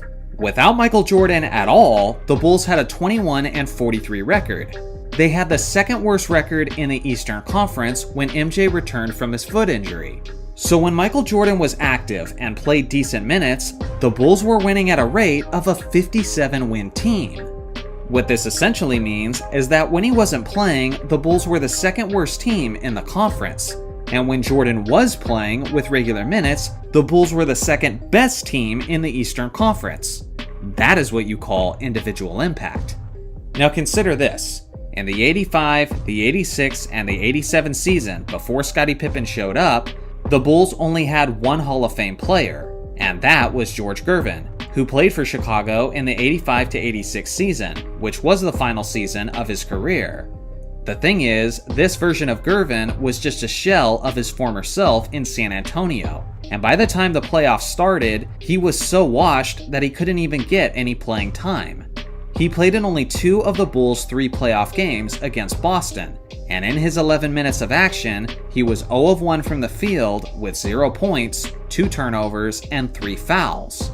Other than a washed Gervin, in all 3 seasons before Scottie Pippen showed up, MJ didn't have a single teammate who made an All-NBA team, or who even made an All-NBA team at any point in their career. For 3 seasons straight, he had a supporting cast that was far below the rest, and that's putting it lightly. Meanwhile, the Milwaukee Bucks that they faced in the 1985 playoffs had won 59 games. They had multiple All-NBA players, multiple All-Defense Team players, including a 2-time Defensive Player of the Year, and they had a 2-time Sixth-Man of the Year winner. The Celtics they faced in back-to-back playoffs had won 67 games in 1986 and 59 games in 1987. They had a 3-time league MVP, 5 Hall of Famers, 5 current or former All-NBA players, and 5 players who had earned All-Defense Team selections. From a talent standpoint, the comparison wasn't even close. To say that Michael Jordan's squad was shorthanded would be a monumental understatement. Essentially, anyone who criticizes Jordan is blaming him for not beating one of the best teams in the league in the playoffs and one of the greatest teams in NBA history all by himself. It is simply one of the most ignorant and casual basketball takes that someone can have. Then you have to consider the fact that when Scottie Pippen did show up, he wasn't really doing much for the first couple of seasons. In Scotty's first year with the team, which was the 1987-88 season, the Bulls won 50 games. And Scotti didn't even start in a single contest, as he only averaged 8 points, 4 rebounds, and 2 assists. Meanwhile, MJ had one of the greatest individual seasons of all time, as he averaged 35, 6, and 5, 3 steals, and 1.6 blocks on 53.5% shooting. He was the NBA scoring champion, the league MVP, and the Defensive Player of the Year in the same season. Jordan led that Bulls squad to beat the Cleveland Cavaliers in the first round, 3-2. And in that series, Jordan averaged 45, 5, 5, 3 steals, and 1.6 blocks on 56% shooting. Scottie Pippen averaged 10 points, 5 rebounds, and 2 assists. But sure, make the point that MJ couldn't get it done without Scotty. The reality is, it takes a team to win a championship. But even with that being considered, there's no way an educated basketball fan can look at the first 3 years of Jordan's career and be anything other than impressed. If you ask me, one of the most controversial and polarizing players in the history of the game is the Chicago Bulls 6-time champion small forward Scottie Pippen. Some act like he was the only reason Michael Jordan was ever successful, and some even go as far as saying that he was the true GOAT and the player who was most responsible for the Bulls' 6 championships. Seriously, these people actually exist. Then there's the other side of the extreme, which is the narrative that Pippen was not a legitimate superstar and was a guy who was carried to success because of Jordan's greatness. Now don't get me wrong, I'm not a person who leans toward either extreme, as I fully recognize that Jordan was the best player on the Chicago Bulls in 80 to 90% of the games they played. But I gotta say, I'm seeing too many people today diminish all of Pippen's contributions that may have ultimately been the difference in whether or not they won various championships. Today, I'm highlighting the instances where Scottie Pippen outshined his teammate Michael Jordan during their championship runs. And let me know in the comments whether or not you believe Scottie Pippen gets enough credit for these performances. So without further ado, let's get into it. First off, Game 3 of the 1997 NBA Finals against the Utah Jazz. Everyone remembers Michael Jordan's legendary shrug game, where he tied the NBA Finals record for the most three-pointers made in a single game. Well, no one ever mentions the fact that Pippen broke that franchise record just a few years later. On that evening, Pippen was sniping at an all-time great rate, as he made a total of 7 three-point shots. On the evening, Pippen finished with 27, 4, and 4 on 54% shooting, to Jordan's 26, 6, and 3 on 41% shooting. Ultimately, Scotty's valiant effort was in vain, as the Jazz won the game with a final score of 104-93. Next up is Game 5 of the 1991 NBA Finals against the Los Angeles Lakers. Once again, this was a contest where the majority of the credit went to MJ, as he trusted his teammates down the stretch and leaned heavily upon John Paxson to make open shots when Jordan kicked it out to him. But again, no one ever mentions how Scotty was the top performer in their first championship clinching game. On the night, Pippen had 32, 13, 7, and 5 steals on a true shooting percentage of 59%. Compared to MJ, who had 30, 4, 10, and 5 steals on a true shooting percentage of 57%. Thanks to this dominating performance from both players, the Bulls won with a final score of 108-101. Next is Game 6 of the 1992 Eastern Conference Finals against the Cleveland Cavaliers. At this point in time, the combination of Mark Price and Brad Daugherty made the Cavs legitimate title contenders, and they were no easy out for Chicago. You would think that the Bulls star who closed it out with an efficient scoring performance and earned their second straight trip to the finals would have been Michael Jordan, but in this case it was actually Scotty, who dominated basically every aspect of the contest, as he dropped 29 points, 12 rebounds, 5 assists, 4 steals, and 4 blocks on 48% shooting, compared to MJ, who had 29, 8, and 8 on 37% shooting. Thanks to this complete controlling effort from Pippen, the Bulls won the series with a final score of 99-94. Next is Game 2 of the 1993 Eastern Conference Semifinals against the Cleveland Cavaliers. In search of their first three-peat, the Bulls once again found themselves in a matchup with an impressive Cavs team. In this case, it was a more well-rounded team effort for Chicago. But make no mistake, Pippen was the player of the game in this one as well, as he dropped 19 points, 6 rebounds, 7 assists, and 4 steals on 53% shooting, while MJ had 18, 5, and 6 on just 44% shooting. Ultimately, the Bulls won with a final score of 104-85. Now, you can't really say that Pippen saved the 1993 championship with this performance, because the reality is the series was never really in question, as the Bulls swept the Cavs 4-0. But regardless, there's no doubt that Scotti definitely did his part in their trip to the finals. The next one is Game 3 of the 1993 Eastern Conference Finals against the New York Knicks. Whenever these two rivals met up, it was guaranteed that there would be plenty of intensity and a physical style of play. Because of this, these contests were often low scoring, with lower field goal percentages. But that wouldn't be the case for Pippen on this night, as he brought his A game and put up strong numbers of 29, 4, and 4 on a lethal 83% shooting, while MJ had 22, 11, and 8 on a terrible 17% shooting from the field. Thanks to Scotti carrying the offense, the Bulls won the game with a final score of 103-83. Next on the list is Game 3 of the 1996 first round against the Miami Heat. It was yet another series that the Bulls were heavily favored to win, but on this night, Pippen especially made sure that there would be no upset. Like many times in his career before, Scotti was an absolute force on both ends of the court, as he put up dominant numbers of 22 points, 18 rebounds, 10 assists, and 3 blocks on 50% shooting, while MJ had 26, 3, 2, and 3 steals on 43% shooting.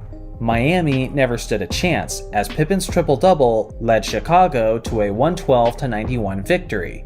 Last on the list is Game 3 of the 1996 Eastern Conference Finals against the Orlando Magic. Most of you off the top of your head know how this series went.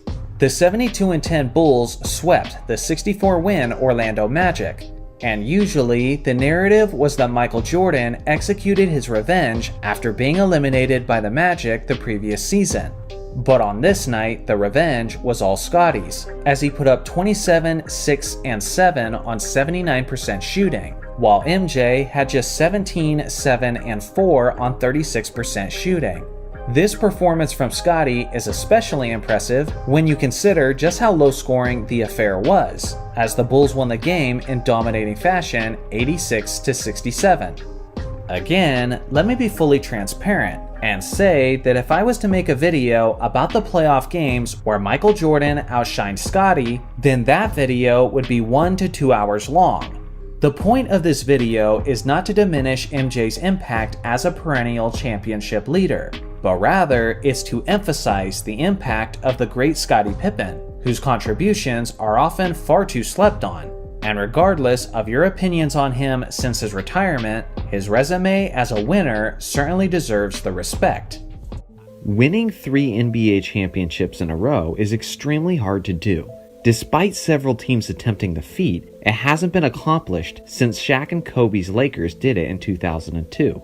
The Bulls did it twice in the 1990s, and before them, it hadn't been done since the Celtics in the 1960s. Even more difficult than a great team winning 3 straight championships is a team winning its 3rd straight title on a year where their second best player misses nearly half of the season, where all of their best players are in their mid-30s, and where their franchise is surrounded by drama, turmoil, and uncertainties about their future. This is the story about the greatest player of all time, on the greatest season of his career, playing in his final year on his dynastic franchise. This is the story of Michael Jordan and the 1998 Chicago Bulls. For us to understand the way it ended, we first have to understand how it started. In 1985, Jerry Krause was hired to be the vice president of basketball operations for the Chicago Bulls. This hiring was just 1 year after Michael Jordan had been drafted.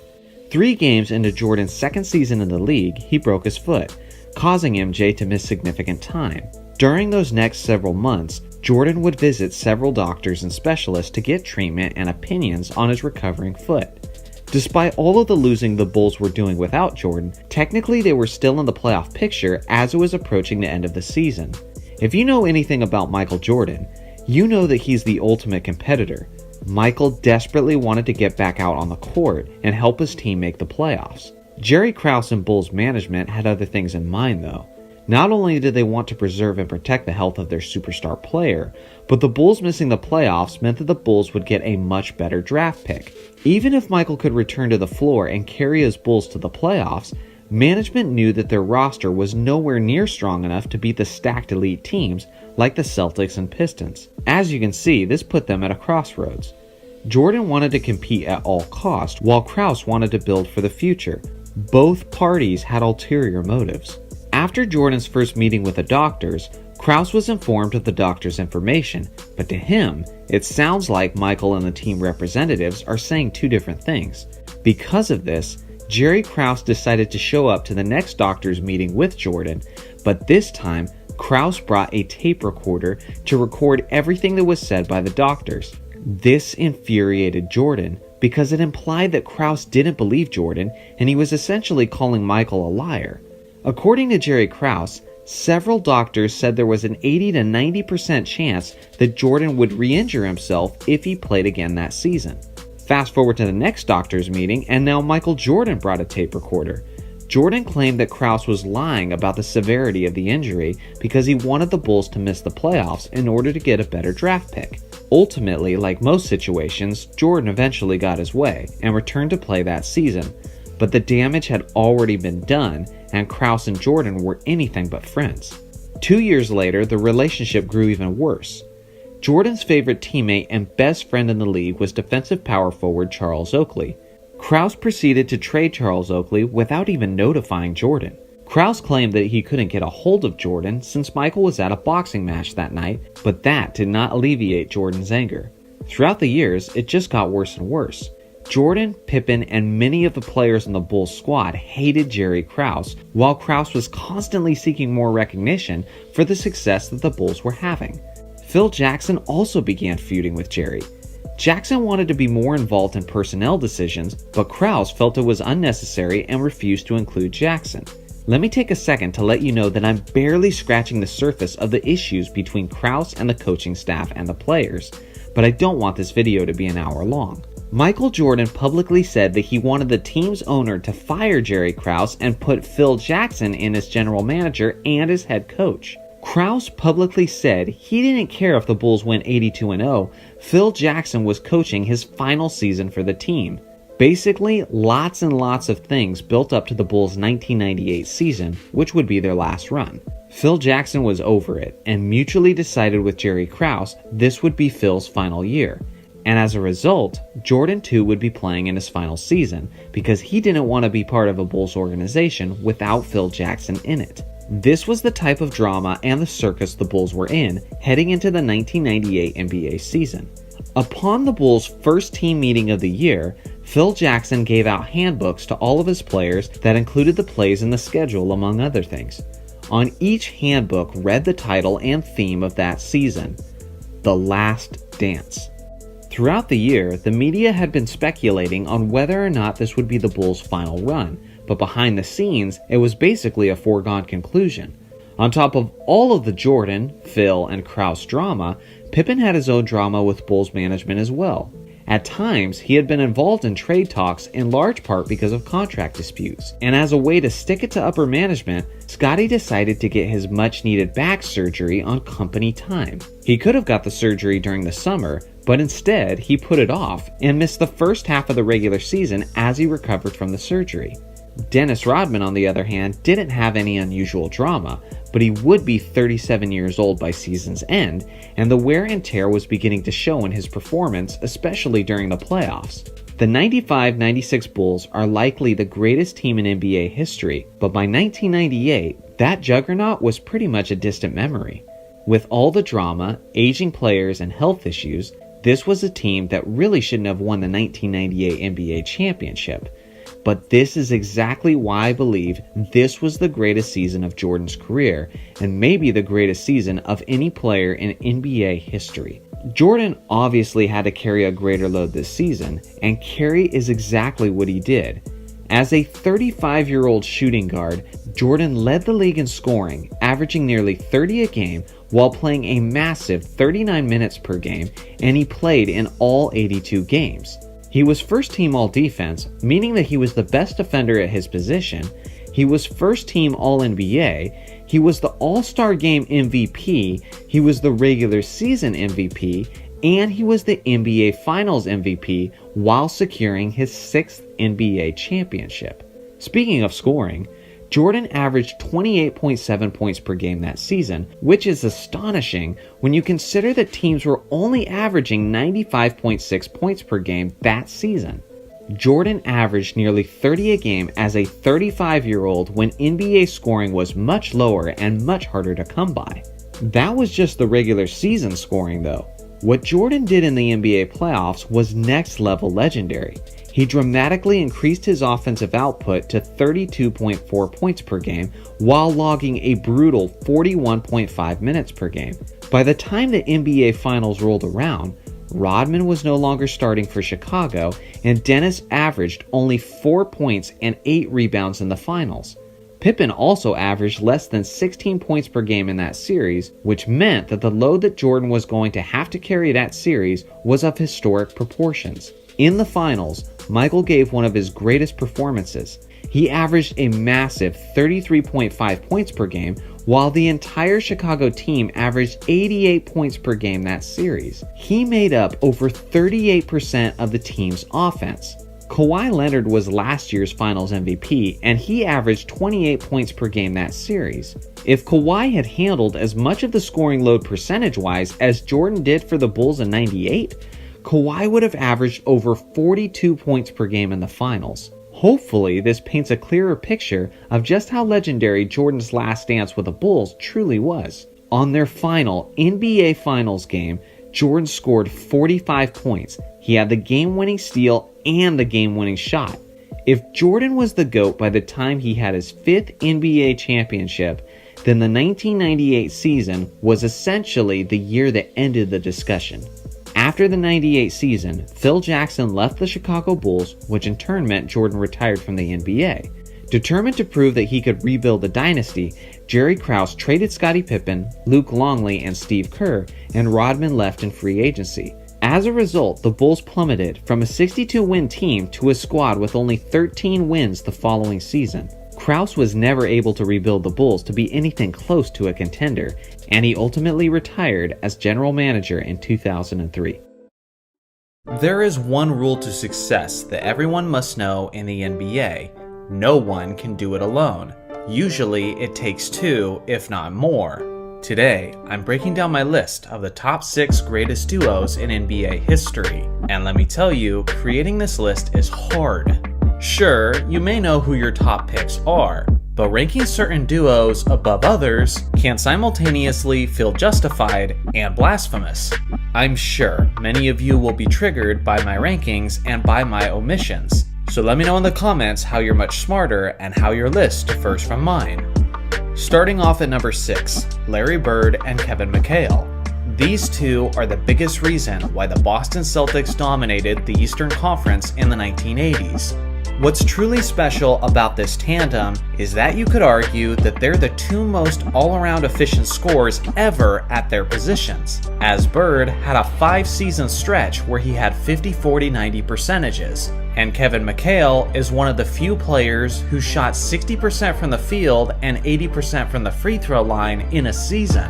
These were their averages over their careers as teammates in Boston, and although they were elite offensively, they were also a problem defensively, as Bird made a total of 3 all-defense teams and McHale made a total of 6. This tandem won 3 NBA championships and 5 finals appearances, and although Robert Parrish also had a significant impact for their success, make no mistake that McHale was the second best player on that team during the peak of their success. Number 5, LeBron James and Dwayne Wade. In reality, this duo won the fewest championships together out of any pairing in my top 6. But the dominating fashion of their winning was enough to earn their spot on the list. The initial collaboration of LeBron, Wade, and Chris Bosh had people referring to them as the Big Three Heat. But it didn't take very long for people to start treating them as a duo instead. Together, these stars made it to the NBA Finals in all 4 of their years as teammates in Miami, and they won the NBA championship in 2 of those instances. Easily, their most impressive run came in the 2012 to 2013 season, where they famously won 27 straight regular season games, which is still the second longest streak in NBA history. A very underrated aspect of their success was their solid defense, as the Heat were a top 5 team in their first 2 years with a Big Three, and the players who deserve the most credit for that is obviously LeBron and Wade. These were the averages of LeBron James and Dwayne Wade over that memorable 4-season stretch, and honestly, based on their talent, they could have been even higher up the list if they had been teammates for a longer period of time. Number 4. Steph Curry and Klay Thompson. The fact that possibly the 2 greatest shooters in NBA history both play on the same team is pretty crazy. Obviously, their story is still being written, but even with plenty of basketball still ahead of them, they're securely on my list. As teammates, they've won 4 NBA championships, but just 1 Finals MVP, which does hold them back a bit on this list. These are the statistics of the 2 stars in their years as teammates, and although it's clear that Steph was always the better player, there's no question that Steph doesn't win his championships without Klay Thompson's two-way efforts, and without his clutch Game 6 performances. Although Steph Curry is best described as a decent defender, Klay, on the other hand, is the ultimate example of a 3-and-D player, as he has the 2019 All-Defense Team appearance to go along with his lethal 3-point shooting. I can imagine that with 4 championships, I'm gonna receive some criticism for not ranking these 2 higher. But when you consider that Kevin Durant was there for half of them, and they only have 1 Finals MVP between the 2 of them, you could certainly argue that there's a lot of other players who deserve a massive amount of credit outside of that tandem. Number 3. Magic Johnson and Kareem Abdul-Jabbar. The instant Magic was drafted to the Lakers in 1979, he had the all-time great Kareem Abdul-Jabbar as a teammate. Kareem's best seasons individually were with the Milwaukee Bucks in the 1970s, and since he was much older than Magic, the prime of their careers never completely overlapped. But they were both incredible and considered as elite players in the early 1980s. These were their career numbers as teammates in Los Angeles, as both greats were always offensive threats that had to be respected. As a dynamic and dominating tandem, they won 5 NBA championships together and 4 Finals MVPs between the 2 of them. One of the most beautiful aspects of their offensive attack is that Magic was their strength in transition, as he always loved to push the tempo, while Kareem loved to operate in half-court sets, relying heavily on his nearly unstoppable skyhook shot. No matter which way the defense tried to contain them, the Lakers had an answer for it, as Magic could dominate with his style, or Kareem could dominate with his. In the late 80s, you could definitely argue that the best tandem on the Lakers was actually Magic Johnson and James Worthy, due to Kareem's slow decline in his twilight years. So in a sense, 2 of their 5 championships together actually qualify as Magic and Worthy championships from the duo perspective. In my opinion, this aspect keeps Magic and Kareem from being placed any higher than 3rd on my list. But regardless, they were still one of the greatest 1-2 punches to ever do it. Number 2. Shaquille O'Neal and Kobe Bryant. If you're talking about peak ability and the individual quality of each superstar, then it probably doesn't get any better than prime Shaquille O'Neal and a young Kobe Bryant. In their first championship run, it was clear that Shaq was the significantly better player and the more productive player. But after that first title run, Kobe took a massive leap forward, and the duo operated more as a Superman and Batman type of tandem. In their 8 years as teammates, they went to the NBA Finals 4 times and won 3 NBA championships, with Shaq winning all 3 Finals MVPs. The most noteworthy championship was their historic 15-1 postseason run, where they swept through the stacked Western Conference, solidifying their argument for the title of the greatest team in NBA history. These were the stats of Shaq and Kobe during their time as teammates, and although Kobe got off to a relatively slow start, the meat and potatoes of this tandem was between the years of 2000 and 2003. Both of these players had the talent and the ability to be a championship leader on their own respective teams, which is part of the reason they butted heads so much as teammates. But that's also what made them so special, as they sometimes looked like a 1A and 1B option rather than a 1 and 2. This is my list of honorable mentions. Obviously, there's a lot of other greats here, and solid arguments can definitely be made in their favor. Should any of these duos have made it into the top 6 instead? Let me know if you believe so. Number 1. Michael Jordan and Scottie Pippen. Was there ever really a question on who would get the top spot? Sure, you could argue that tandems like Shaq and Kobe, LeBron and Wade, and Magic and Kareem were more talented duos.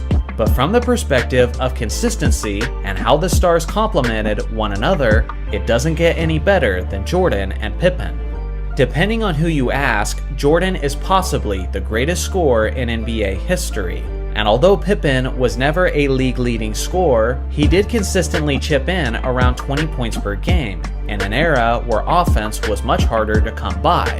But without question, their greatest strength as a duo was their all-time great perimeter defense. In their years as teammates, Jordan was first-team All-Defense 9 times, and Pippen was first-team All-Defense 6 times. They were both so elite on defense that it was a genuine debate on who the better defensive player was. And please, let me know in the comments who you believe is the better defender. Together, they won 6 championships in a span of 8 years, with Michael Jordan being the Finals MVP all 6 times. These are the career numbers of the two greats as teammates, as the two were constantly a nightmare for opposing teams on both ends of the court. Honestly, I expect my picks of 2 through 5 to be highly scrutinized, but personally, I don't see how anyone could disagree on the top spot on this list, as Jordan and Pippen remain as the model of excellence when it comes to the all-time great 1-2 punches. The 95-96 Chicago Bulls, recognized by many, maybe most, as the greatest team in NBA history. But once you break it all down, just how strong is their case? As many of you already know, the Bulls were coming off of a disappointing second-round elimination to the Orlando Magic. As a result, motivation was certainly not a trait the 96 Bulls were lacking. The major adjustment heading into the season after the elimination was the addition of the Worm, Dennis Rodman. The Bulls acquiring Dennis definitely wasn't universally seen as a wise move, as Rodman already seemed as if he was at the end of his rope after a dramatic stint with the Spurs, and some analysts felt like Dennis could be the piece that destroys the Bulls organization from the inside. But if there was ever a man fit to handle this challenge, it was the psychological genius, Phil Jackson.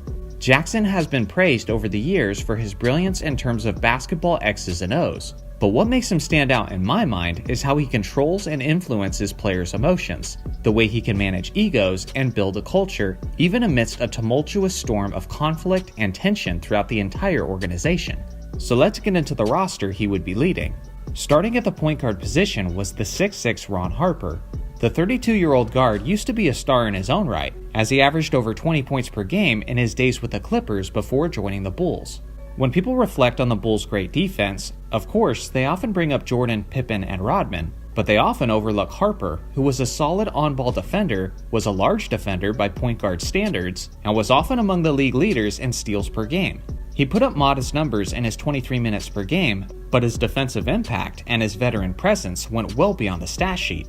Starting at the 2 was none other than the guy that most people recognize as the greatest player to ever live, Michael Jeffrey Jordan. He was 32 years old and at the height of his powers in terms of basketball IQ. He fiercely led his team while putting up numbers of 30.4 points, 6.6 rebounds, 4.3 assists, and 2.2 steals on 49.5% shooting. He also shot a lethal 42.7% from three-point range this season. The three-point line was a slightly shorter distance at this time, but even with that being said, Jordan's three-point efficiency was good enough to rank him in the top 10 of the entire league. This overall performance resulted in Jordan being named the league's MVP for a fourth time, and he was also a monster defensively, making first-team All-Defense. Starting as small forward was the tenacious 6'7" Scottie Pippen, who may have had his greatest season on the defensive end, as he not only made first-team All-Defense, but also finished second overall in the Defensive Player of the Year voting, only behind Gary Payton. Along with that, he put up his typical solid co-star production of 19.4 points, 6.4 rebounds, 5.9 assists, and 1.7 steals on 46.3% shooting. At the 4 spot was of course Dennis Rodman, whose role certainly wasn't to score on the offensive end, but simply to defend and rebound. And in those combined aspects, there's arguably nobody better, as Dennis led the league in rebounds with 14.9 per game, nearly 3 rebounds higher than the closest competitor. He was also first-team All-Defense, as Rodman filled the void the Bulls had the previous season in terms of interior defense. That impact can't be understated, as Rodman was even assigned to guard the Magic's Shaquille O'Neal at times, a role he relatively did very well in. More on that later. Starting at center was the 7'2" Luke Longley, who had modest numbers in his 26 minutes per game and was certainly the weakest spot in their starting lineup, but he still fit in well within the triangle offense and provided much-needed size in the interior. The first men to come off the bench were a pair of elite shooters in Tony Kukoc and Steve Kerr. Kukoc was very ahead of his time, as the 6'10" small forward had a solid handle of the basketball and was capable of playing like a guard despite his 6'10" frame. He put up quality contributions in his 26 minutes per game, and he also shot a solid 40.3% from three-point range. The skilled forward was rewarded for this performance with the league's 6th Man of the Year award. Steve Kerr was far from a statistical monster off the bench, but what he was asked to do, he did extremely well, as he was the pinnacle of efficient shooting, as he was 51.5% from three-point range and 92.9% from the free throw line. In terms of being a spot-up shooting role player, it really doesn't get much more efficient than that. Rounding out the rest of the roster were guys like Judd Bushler, Bill Wennington, Dickie Simpkins, and Randy Brown. With the Zen Master working as the puppeteer, the greatest player on a revenge mission, and with a deep roster and a system built to succeed, the Bulls were set to dominate the league on a level no one had seen before. You could see their intensity and purpose from the early goings, as they started the season with 41 wins and only 3 losses, which was the greatest 3-loss start of all time. They were absolutely suffocating on defense, bolstering the league's best defense to go along with their best offense. The Bulls starters of Jordan, Pippen, and Rodman made up 3 of the NBA's 5 first-team All-Defenders. Since the NBA has had at least 25 teams, the 96 Bulls are the only team to ever accomplish that. When you consider that fact, and then throw in Harper on top of it, the Bulls likely had the greatest perimeter defense the league has ever seen. With the Bulls' talented pieces, they could play just about any style of basketball, as they were great in the fast break, they could slow it down and run things through the post while Pippen facilitates as the point forward, they could play a shooting small ball lineup with Kukoc acting as the center, and with their toughness and collective tenacity, they could play as physically as the game permitted. By the end of the regular season, they finished with a record-setting 72 wins, heading into the playoffs as possibly the strongest favorites to win the championship the league has ever seen. They started by sweeping the Miami Heat in 3 games, and then comfortably eliminated the New York Knicks in 5 games, which set them up for a rematch with the team that defeated them the year before, the Orlando Magic. This was a 60-win defending conference champion Magic team, led by their dynamic tandem of Shaquille O'Neal and Penny Hardaway.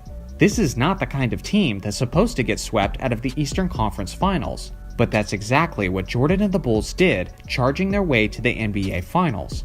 Waiting in the championship series was the 64-win Seattle Supersonics, led by Gary Payton and Shawn Kemp. They were a strong, defensive-minded team that most years they would be considered as the favorites to win the championship, but not against these Bulls, who started off with a commanding 3-0 lead before eventually eliminating the Sonics in 6 games, securing their 4th championship, with Michael Jordan being named the Finals MVP. Looking at the results of this group over the 1996 season, we see that the Bulls finished with a record-setting 72-10 record. They statistically had the best defense and the best offense overall that season. Of the teams in the GOAT series so far, they're the only team that finished as the best in both offense and defense. They beat teams by an incredible average of 12.2 points per game, which is the 4th greatest margin of victory in NBA history, and only slightly behind the 72 Lakers of the GOAT teams so far. They cruised through the playoffs with a 15-3 record, and they had that season's MVP, who was Michael Jordan. In this series, the word greatest gets thrown around quite a bit, but with this team in particularly, you can't possibly overuse it.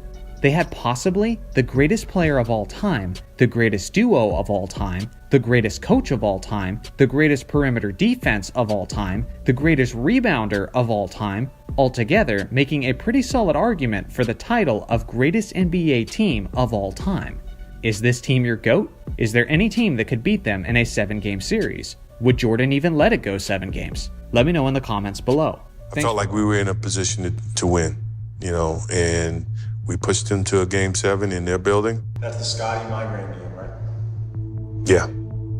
Heading into the 1989 to 1990 season, the Chicago Bulls were coming off of their 2nd straight year being eliminated at the hands of the Detroit Pistons. Chicago had also fired Doug Collins from his head coaching position and promoted Phil Jackson to lead the team moving forward. It was a controversial move at the time, but ultimately a brilliant one that would pay off almost immediately. Along with that, Scottie Pippen was a bit of a slow bloomer, but was now poised to have his breakout season. He improved all of his averages across the board and experienced his first season as an NBA All-Star. This would be the first time Jordan would play alongside of another All-Star. Behind the lead of Michael Jordan and his monstrous numbers, the Bulls won 55 games, which was the 2nd most in franchise history.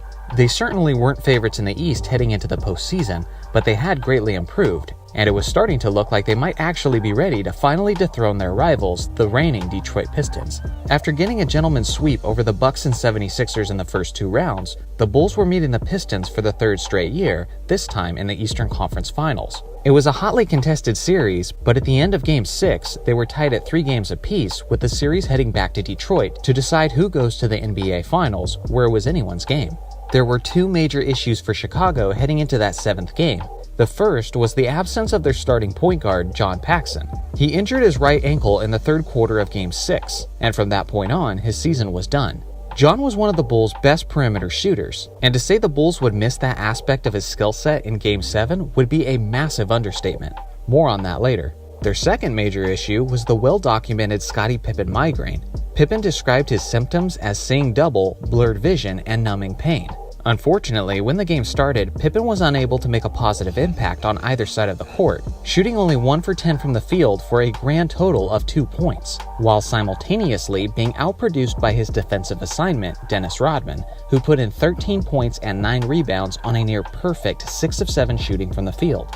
Jordan was playing the biggest game of his career up to that point without his number 2 option and without his starting point guard, who was a great perimeter threat as well. Given the circumstances, MJ would have to have a tremendous game for the Bulls just to keep things interesting, and a great game is what he had. Despite the elite Detroit defense, Jordan poured in 31 points, 9 assists, and 8 rebounds on 48% shooting. Sadly, this was nowhere close to enough, because it wasn't just Pippen who appeared to be having a migraine, but it almost seemed like every other Bulls player did as well. Horace Grant was the only Bull other than Jordan to score in double digits, and he shot a terrible 3 of 17 from the field. As I mentioned earlier, Pippen shot 1 of 10, Greg Hodges shot 3 of 13, Bill Cartwright shot 3 of 9, and BJ Armstrong shot 1 of 8.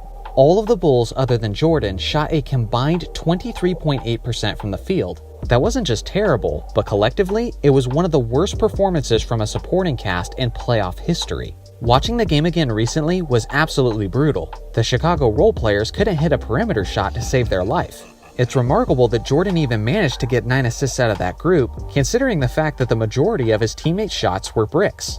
If Chicago had made just an average amount of their jumpers, Jordan would have easily had 15 plus assists that game. As I said earlier, John Paxson was missed quite dearly. When you factor in Jordan's assists and points, he orchestrated a whopping 67% of all of his team's points. It wasn't just offensively where Jordan must have felt alone, but defensively as well. Jordan locked up Joe Dumars, who was the team's second best player and their number 2 scoring option, while pretty much every other Piston who played major minutes was very productive.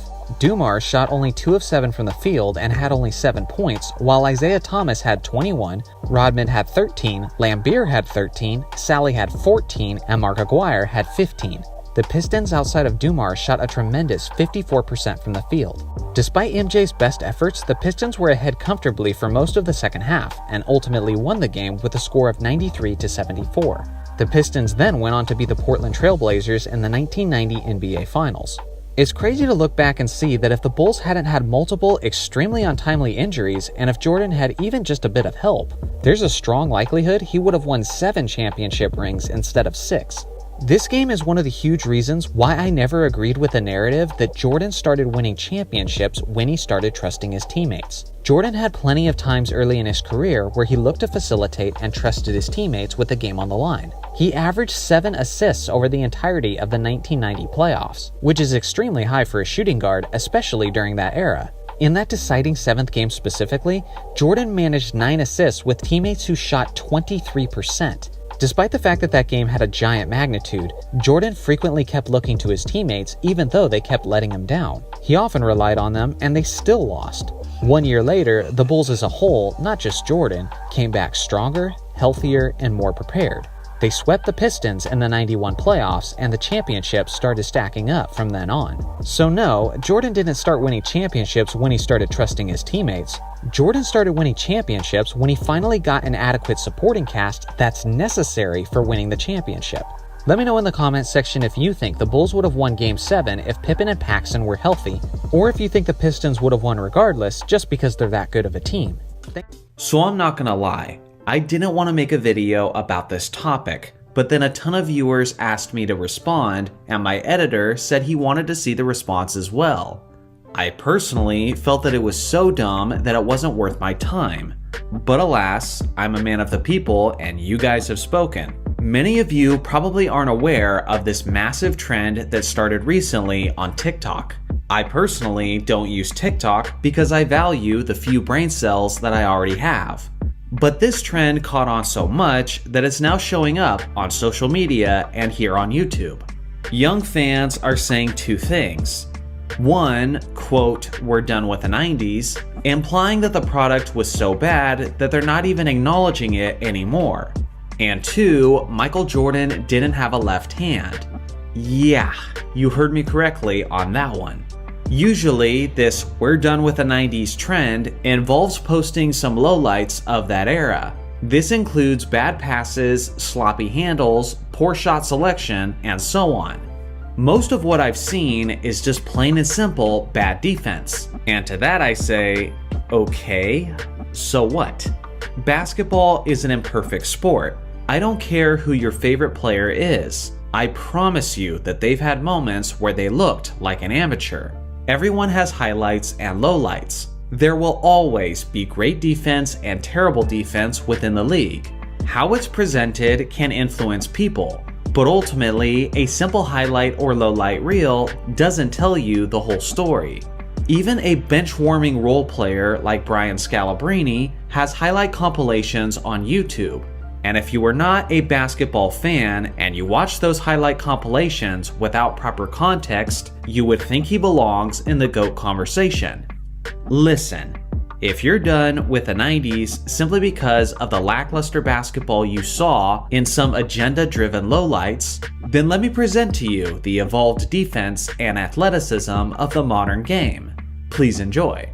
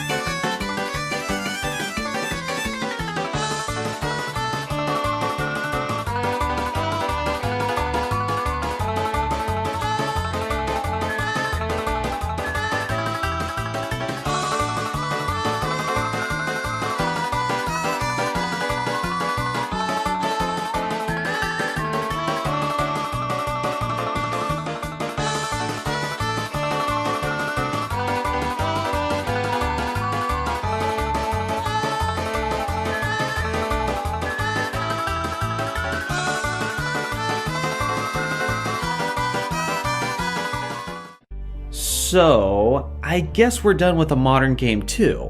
A lot of people are, and they tell me all the time in the comments. Listen, the point of this video isn't to slander the modern league out of revenge, but rather it's to make the point that every era has its highs and lows. Although I fully recognize that 90s players don't generally shoot the basketball as well from the perimeter, I also recognize that modern players are not as good in the post as they were in the 90s. Every era has its points of emphasis, and naturally, as a result, it also has its own strengths and weaknesses. Plain and simple, this whole trend is just a case of confirmation bias.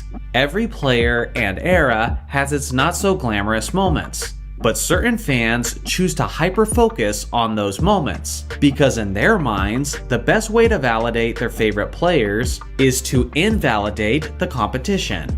LeBron beats out Jordan if MJ played in a weak era. KD is better than Bird if Larry was a plumber who played against plumbers. And Steph Curry is a GOAT candidate if you eliminate everyone who played before the year 2000.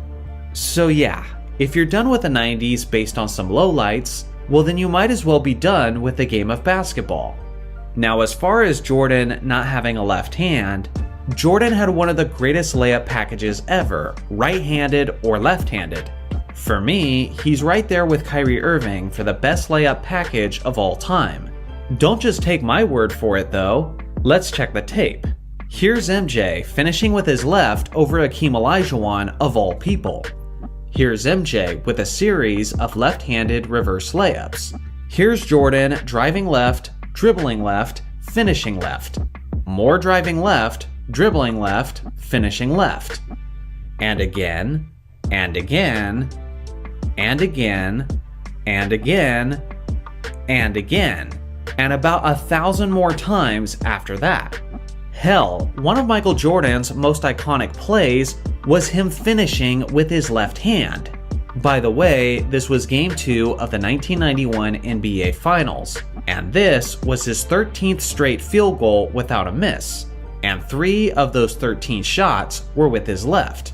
There's literally entire compilation videos online of MJ going to work with his left. So what's the next stupid thing TikTok is going to say? That MJ couldn't jump? Y'all have a nice day.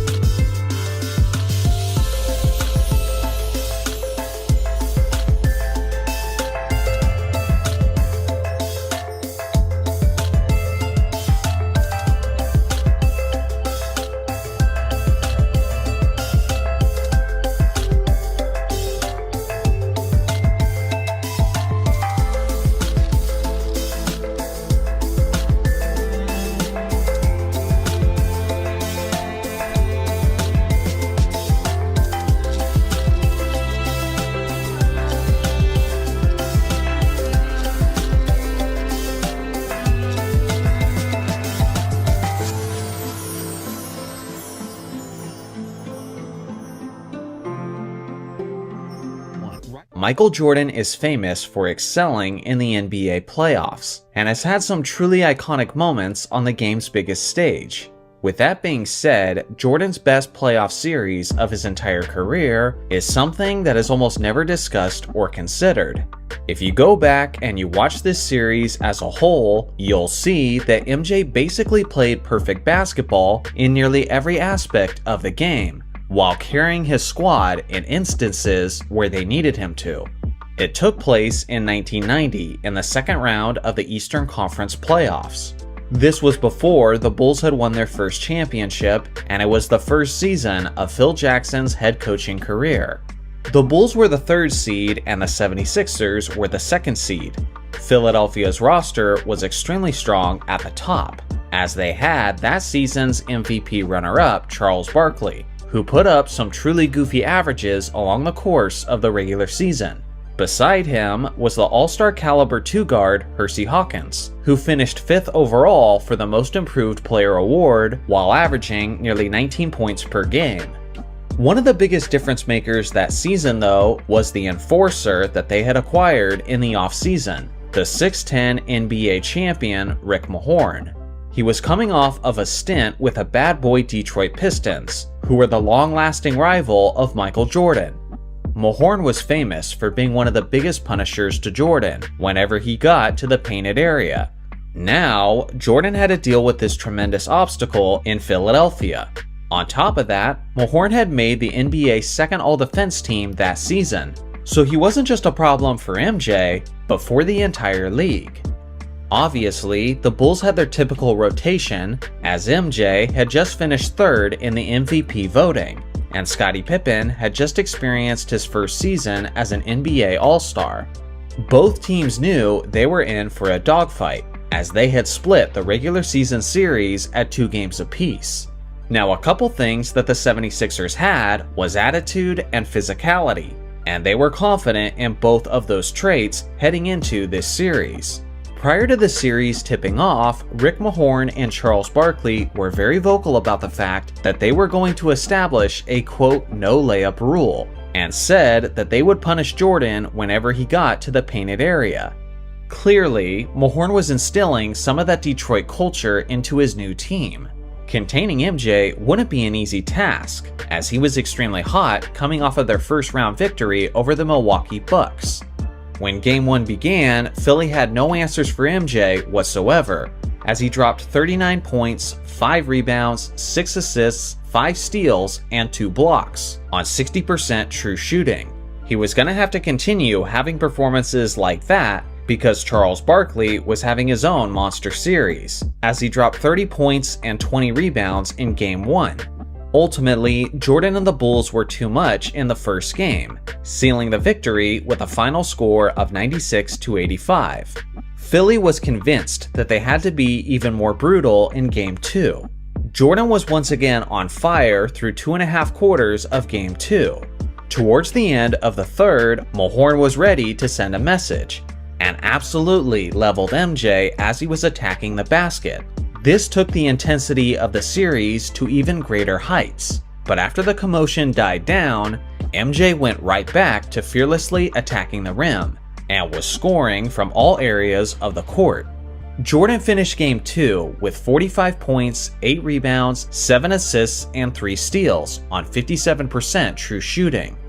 After the 101-96 victory, the Bulls were now up 2-0 in the series. The thing is, the teams were now headed back to Philadelphia, where the 76ers were much stronger in that energetic atmosphere. The Bulls looked sluggish to start Game 3, while Philly seemed as if they couldn't miss. Things got so ugly that the 76ers had a 25-point lead halfway through the second quarter. For a while, things didn't improve by much, and by the end of the third quarter, the Bulls were down by 20 points. While MJ had scored 25. The thing about Michael is that he treated every game like it was a must-win, so he then absolutely exploded in the fourth quarter, as the Bulls stormed back with the momentum.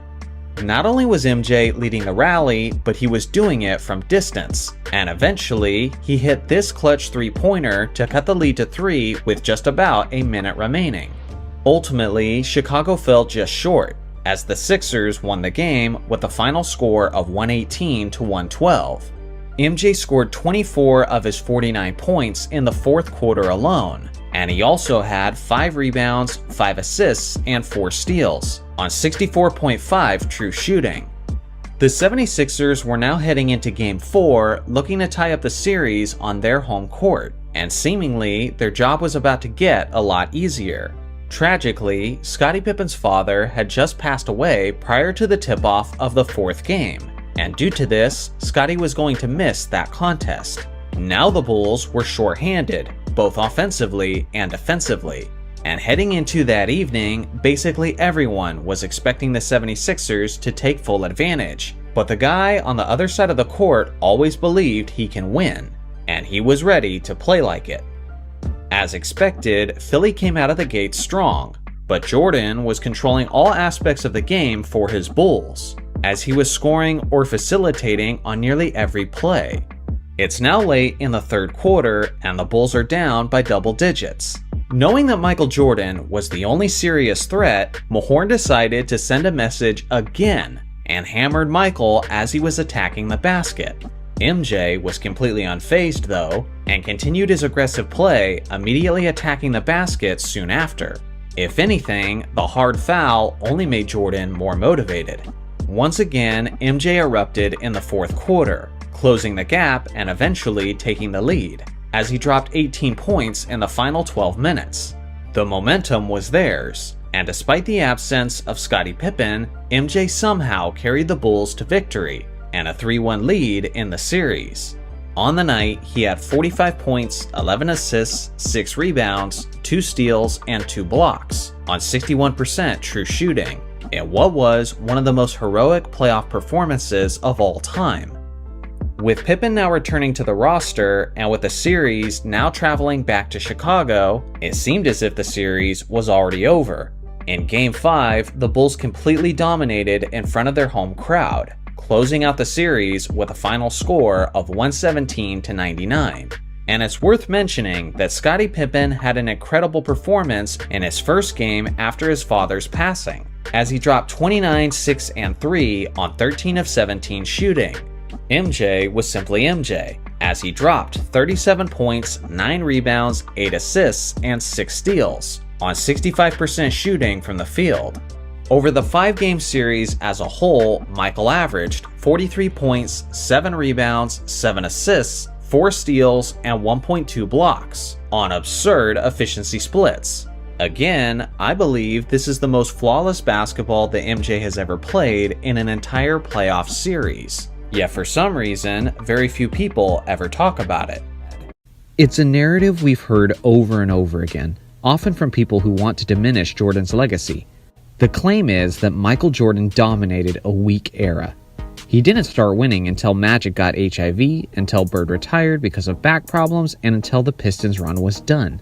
People assume that because Jordan couldn't win in the 80s, but then won in the 90s, that it's because the competition weakened. But that's an opinion that's severely lacking context. When Jordan was losing in the 80s, Michael was performing at an MVP level, but Scottie Pippen hadn't developed into a co-star until about 1990. Up until that point, Jordan was a lone all-star with a collection of role players going up against the super teams of the 80s. As good as Jordan was, alone he wasn't enough to take down a collection of all-stars like Larry Bird, Kevin McHale, and Robert Parrish, or a Pistons team with Isaiah Thomas, Joe Dumars, Bill Laimbeer, and Dennis Rodman. It takes a team to win in the NBA, and once Scottie Pippen developed into a co-star, the Bulls never looked back. There's also the narrative that when the Bulls finally broke through and beat the Pistons in 1991, it was because the Pistons had become old and the Bulls were younger. This is a bogus narrative that does nothing but discredit the Bulls' greatness. The Pistons' best player, Isaiah Thomas, was only 29 years old. Joe Dumars was 27 years old, Mark Aguirre was 31, Bill Laimbeer was 33, and Dennis Rodman was 29. Most of their best players were in the prime age of their careers, yet the Bulls were too much for them. At that point, we had seen the Bulls and Pistons face each other in the playoffs 4 years in a row. So although the matchup between the Bulls and Pistons was getting old, the Pistons certainly were not. the Bulls didn't start winning because the talent around the league had weakened.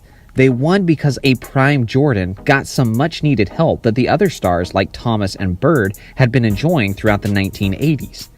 This weak era narrative doesn't just stem from Jordan's failures in the 80s, but it also comes from people discrediting the teams he faced in the finals throughout the 90s. So with that being said, let's break it down year by year, looking at each team Jordan faced in the NBA Finals. The 1991 LA Lakers. The 91 Lakers finished the year with the third best record in the Western Conference with a 58-24 record. They were led by a still elite Magic Johnson, who even at 32 years old, still put up his usual 20 points and 12 assists per game. James Worthy was his usual running mate, who was averaging 21 points per game over the course of the year. There was also quality supporting players like Byron Scott, Vlade Divac, and Sam Perkins. With all of that being said, this was not the same Lakers team of the 1980s. Kareem Abdul-Jabbar had recently retired, and both James Worthy and Byron Scott suffered injuries in Game 4 of the series versus the Bulls. Magic Johnson simply didn't have enough support to make the series interesting for Jordan and the Bulls, and the Bulls won the championship comfortably in only 5 games. In my opinion, this was the easiest opposition Jordan ever faced in the NBA Finals. The 1992 Portland Trail Blazers. The 92 Blazers finished the regular season with a 57-25 record, which was the best record in the Western Conference. They were coached by Rick Adelman, who was a respected coach around the league and an annual Coach of the Year candidate. Adelman won nearly 60% of his games over his career and regularly coached teams into being elite squads defensively. This Portland team was no exception, as they were ranked the third best team in the league defensively that year. They were obviously led by Clyde Drexler, who was in the prime of his career, averaging 25 points, 7 boards, and 7 assists. Clyde was the second best shooting guard in the league behind Jordan. Behind their superstar in Clyde, they had plenty of depth to back him up. Clyde's co-star was the point guard Terry Porter, who averaged nearly 20 points per game and orchestrated the team's elite offense. Terry was also one of the most lethal and efficient three-point shooters in the game, which helped spread the floor for the Blazers.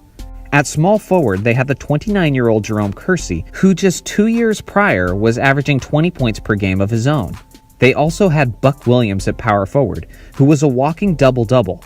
He was the Rookie of the Year his first year in the league, and Buck was also one of the best defenders in the league at his position.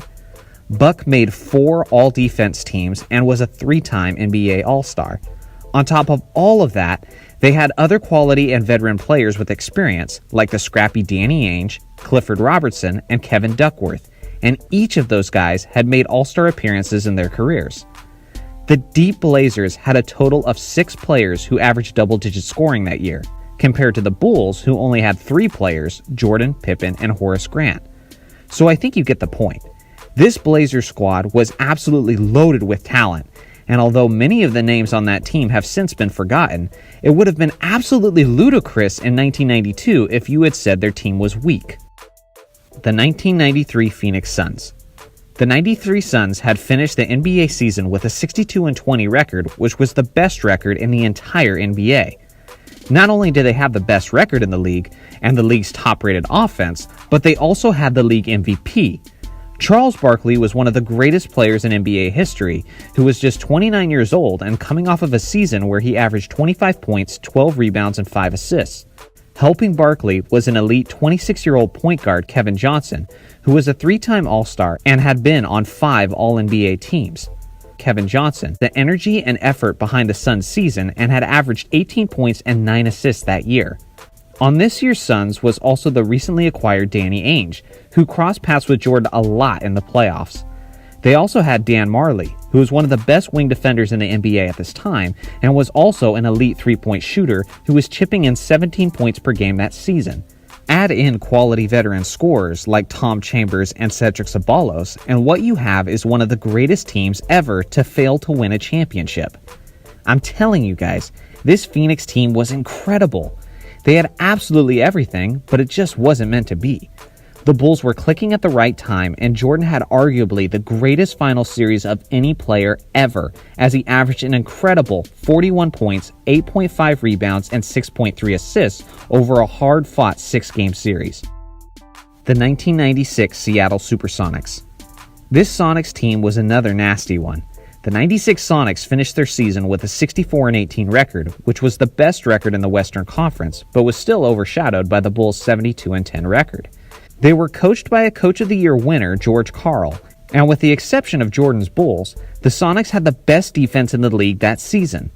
This Sonics group didn't have a single player who averaged over 20 points per game that season, but they were extremely gritty and well-balanced. They had their prime superstar tandem of Gary Payton and Shawn Kemp. Kemp averaged nearly 20 points and 11 boards and was known for his ferocity and aggression around the rim. Payton was also averaging almost 20 points, was an excellent facilitator, and was that season's steals champion and Defensive Player of the Year. Then you had Hersey Hawkins, who was a quality scorer and spark for the Sonics, Detlef Schrempf, a 6'9 small forward who was a 2-time Sixth Man of the Year winner who was averaging 17 points per game that season. These are the type of guys that people don't remember, but who are the difference makers in playoff basketball. This Sonics team was definitely championship worthy. With their collection of talent and their gritty defensive identity, they really remind me of the 2003-2004 Detroit Pistons, who used their team effort to take down the super team Lakers. As worthy as the Sonics team was, no one was beating Jordan and the 72-10 Bulls that season. The 1997 Utah Jazz. The 97 Jazz finished the regular season with a 64-18 record, which was the best record in all of the Western Conference. The Jazz were the second best offense in the league that season, behind Jordan's Bulls, and they were also a top 10 defensive team. If you exclude Magic Johnson and Tim Duncan, then the 97 Jazz had arguably the greatest power forward ever and the greatest point guard ever in their starting five. Stockton and Malone were a dynamic, championship-worthy tandem on both the offensive end and the defensive end. Even beyond Stockton and Malone, the Jazz had plenty of depth that's been forgotten over the years, like Jeff Hornacek, who was a consistent and reliable third option for the Jazz, who was one of the best three-point shooters in the league. You know this Jazz team was legit by simply considering who they had to beat just to get to the finals. In the Western Conference Finals, the Jazz defeated the Houston Rockets in 6 games.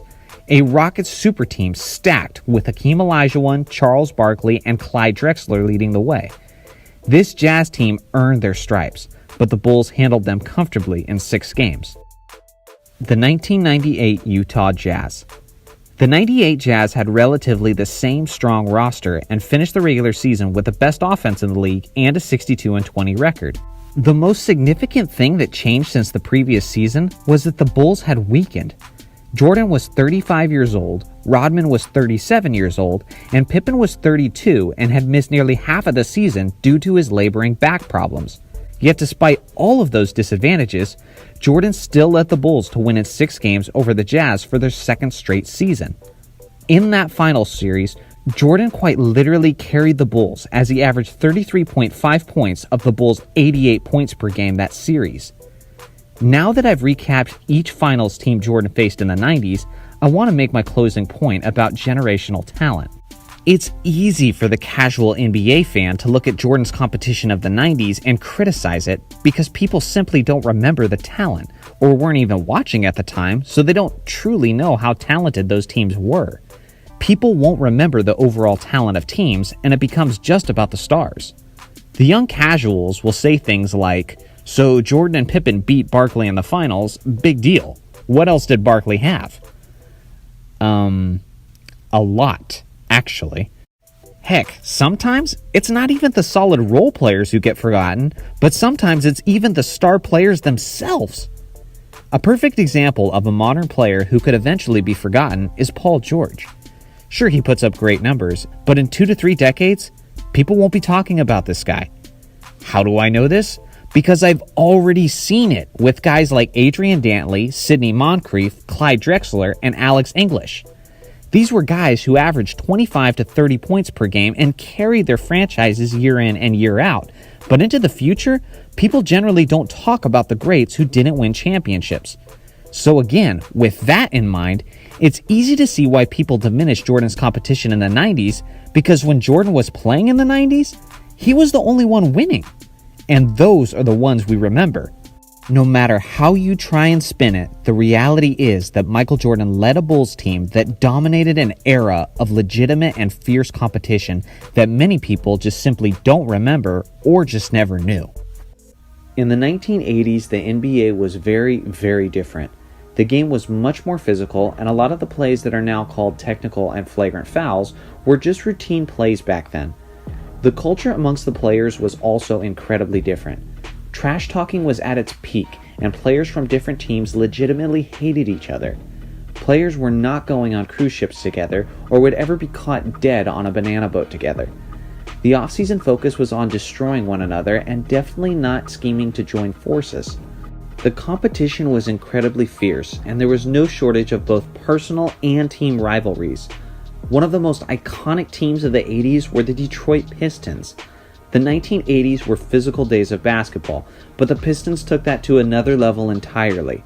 The squad was full of strong characters, guys like Dennis Rodman, the tenacious and scrappy defender, a wild card who played with hustle and heart unmet by his peers, Rick Mahorn, the enforcer, who you definitely did not want to aggravate, Bill Laimbeer, the savage big man who seemed to enjoy being hated more than anything else and was always seemingly involved in the middle of every fight. They were led by none other than Isiah Thomas, the General, a quick 6'1" point guard with a bigger-than-life smile off the court, but a cold-blooded killer on it. He was a driven leader with the clutch gene and had the courage to stand up to anyone. Together, they were a group notorious for their swagger, attitude, and extremely aggressive defense, which is putting it lightly. The squad's motto became domination by intimidation, and they certainly lived up to it. It was as if any given night you could turn on the television and see the Pistons players in a full-fledged brawl, and no one would be surprised. Their reputation transcended sports, as the team was coined the Raiders of the NBA due to their bad boy image and their aggressive attitudes. The players and fans embraced the comparison, as did the Oakland Raiders organization, going as far as sending official Raiders memorabilia to the Pistons players and coaches. The numbers spoke for themselves though. The 80s Pistons were one of the elite defensive units in the league year in and year out. Meanwhile, the young and upcoming Chicago Bulls were led by Michael Air Jordan. You know this guy. Even in his younger years before all the championships, he wasn't just an NBA superstar, he was a rock star, an American icon. He already earned the respect of other stars around the league, but as far as the Pistons, they seemed to be particularly repulsed by Jordan's flair. In the 1987 season, Jordan showed the Pistons what he was capable of, dropping 61 points in an absolutely dominant effort, leading the Bulls to a 125-120 overtime victory. Just 1 year later, on an Easter Sunday in front of a nationally televised audience, Jordan embarrassed the Pistons again, this time dropping 59 points in a 112-110 victory. This infuriated Pistons head coach Chuck Daly, who then promised after the game to never allow Jordan to torch them again. Later that season, Chuck would have the opportunity to uphold his promise. The two teams met in the 1988 Eastern Conference semifinals. The Pistons had just finished with the second best record in the Eastern Conference. Jordan was coming off of an MVP and Defensive Player of the Year season. Despite Michael's best efforts, Chicago was no match for Detroit in a 7-game series, with Detroit winning the series comfortably 4-1. The following year, when the 1989 playoffs began, Jordan had his sights set on revenge. This time, the two teams met in the Eastern Conference Finals. The Bulls were able to win one of the first 2 games in Detroit, and then when the series returned to Chicago, it appeared as if nothing was going to stop Michael Jordan. Then, with the ball in his hands for the final moments, Jordan did what Jordan does. With Chicago now leading the series 2-1, Isiah Thomas was left restless that evening, trying to figure out how to stop Jordan. Isiah called his teammate and co-captain, Joe Dumars, and that evening they were up until the middle of the night, contemplating, planning, and scheming. At 2 o'clock in the morning, Isiah calls the coaching staff with one clear message: I figured out what we need to do to stop Michael Jordan. And in that moment, the Jordan rules were born. The Pistons then approached the next game with a whole new level of ferocity and intensity, and the results were evident. Information began to leak to the press of the Jordan rules. but then when asked about the rules, the Pistons sarcastically pretended as if they didn't exist. The Jordan rules had multiple components, but few were essential. Rule number 1. Force Michael into traffic. If Jordan was on the strong side of the court, force him towards the middle and collapse the defense upon him. If Jordan was on the middle of the floor, force him to the left where the help defender is waiting to meet him. Rule number 2. Make someone else beat you. Bill Laimbeer was quoted to say, "We don't worry about Pippen. As far as we're concerned, they're Jordan and the Jordanaires." The Pistons were constantly throwing multiple defenders at MJ and showed little respect for the other Bulls players on the floor, but they believed if Jordan wasn't going to beat them, then the Bulls definitely wouldn't. Rule number 3. Make Jordan work harder. The Pistons began to attack the Bulls offensively with whichever player Michael was guarding. The concept was that with Jordan using so much energy on the defensive end, there was little energy left over for him on the offensive end. And rule number 4, punish Jordan. The Pistons would no longer allow any easy baskets to Michael. When Jordan got to the paint, they put him on his butt. That was the rule, and they did it over and over again. The formula worked, and the Bulls would not win another game in the series. Fast forward to the month of June, and the Detroit Pistons were NBA champions, sweeping the Los Angeles Lakers 4-0. The 1989 Pistons were being considered one of the greatest defenses in NBA history, but as usual, they weren't without their fair share of criticism. Even though the team was made up of undeniable winners, the stigma of a dirty team was still very present. The Bulls-Pistons rivalry was just getting warmed up. In the 1990 NBA playoffs, the Bulls and Pistons met again in the Eastern Conference Finals. It was an epic series with the Jordan rules in full force. Jordan was again being targeted and taking an overwhelming amount of physical abuse, but he was also getting his own. The progression and maturation of the Bulls team was clearly seen as they forced a Game 7 in Detroit, but Chicago still wasn't ready to dethrone the Pistons and lost in the deciding game, eliminated from the playoffs for the third straight year at the hand of the Pistons. The Pistons went on to win their second straight NBA championship. Michael Jordan was now hell-bent on revenge and spent the offseason in the gym growing stronger and preparing himself for the physical task of facing the Detroit Pistons once again. Jordan's supporting cast also had another offseason of maturation and growing as a better ball club. Another meeting in this rivalry was inevitable, and the two teams were set to square off again in the Eastern Conference Finals. The Bulls and their leader were stronger, faster, and just an overall better team than the Pistons. The age and wear and tear was beginning to show for the Detroit players, while Chicago players were all seemingly reaching their athletic peaks. It wasn't much of a series, but more of a statement. The Bulls dominated the Detroit Pistons and were on the verge of winning their fourth game of the series to complete the sweep over Detroit. The score was a blowout in favor of Chicago, and in the final minutes of the last game of the series, Isaiah Thomas made one of the biggest decisions of his basketball career. The Detroit players had a brief discussion while on the bench of those last moments, and agreed that together they would head straight to the locker room before the final buzzer had even sounded. Their reign was coming to an end on their terms.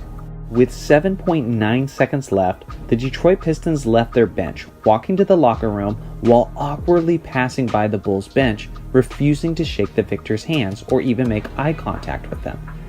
This was a huge slap in the face to Chicago for refusing to shake hands, which is customary for teams at the end of a playoff series. It was also a black eye for the image of the league. The respect level around the league for the Detroit Pistons had hit an all-time low. Meanwhile, the Bulls were moving on to face Magic Johnson and the Los Angeles Lakers in the NBA Finals. The Bulls went on to win the series in commanding fashion 4-1.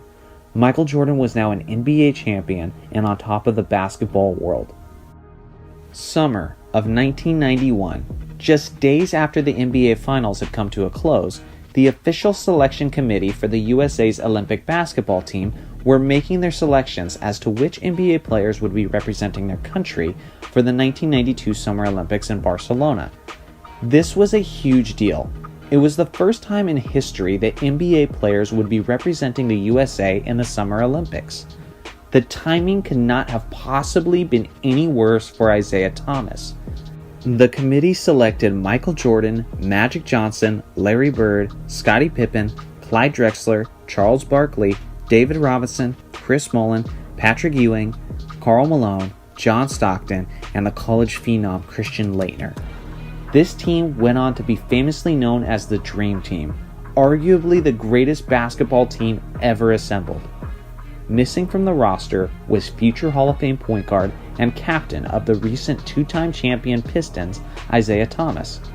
If talent alone was the determining factor in the selection process, then leaving Isaiah off the team seemed like an obviously gigantic mistake. Oddly enough, the committee had selected Detroit Pistons head coach Chuck Daly to lead the Dream Team in the Olympics. Rumors began to swirl that Michael Jordan was in fact responsible for Isaiah being left off the team. Obviously, Michael did not like Isaiah. The Jordan rules and the end of the 1991 series was something Michael had fresh in his memory. It was believed that Michael gave the committee an ultimatum, that he would not be joining the Dream Team if Isaiah Thomas was on it. On numerous occasions, Michael has denied such allegations, but in a book released in 2012 by author and basketball writer Jack McCallum, he quotes Jordan to say, "Rod, I don't want to play if Isaiah Thomas is on the team," to USA Selection Committee member Rod Thorne. Jordan has continued to deny those claims. Several players of the USA Dream Team have since said that they also did not want Isaiah on the team. Magic Johnson, a longtime friend of Isaiah, even said in his book, nobody on that team wanted to play with him. So maybe the collective voice of the players led the committee to leave Isaiah off the team, or maybe the committee themselves simply didn't want him on the team. But it is plausible that Michael Jordan's supposed ultimatum was the swaying factor in the selection process. We may never know for sure. What we do know for sure is that the 1992 Dream Team is one of the greatest teams of all time. The Jordan era continued for many years after, and that era's Detroit Pistons were never again serious title contenders, with Isaiah Thomas's career coming to a somewhat bitter end in what was otherwise known as a legendary career. It's one of the reasons that LeBron is so great. I refuse to get into the GOAT debate. I don't care. They didn't play against each other. I do not care. What makes him great, well, a bunch of things, but what has made him great is the fact that he's done it now for 21 years at the highest level. I think it's fair to just say there are different tiers of greatness. By the way, a lot of times we're comparing eras, we're comparing different rules, we're comparing the fact that, look, like I'll say this with Michael Jordan, and I don't mean this to be controversial, but like everybody talks about all these, the context of this era. Michael Jordan, the Dallas Mavericks were added as the 23rd team in 1981. Jordan was drafted. During his heyday, 6 teams were added to the NBA. There were 90 players added to the NBA. Does that not water down? I'm not talking playoffs, by the way. No chance we're talking playoffs. Does that not water down the regular season to a degree?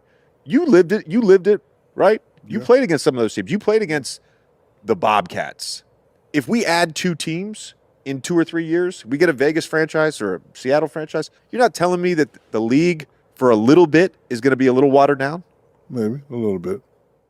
So as you just saw, JJ Redick is back at it again, dropping some of those controversial takes that are sure to rile people up, while literally claiming that he's not trying to be controversial.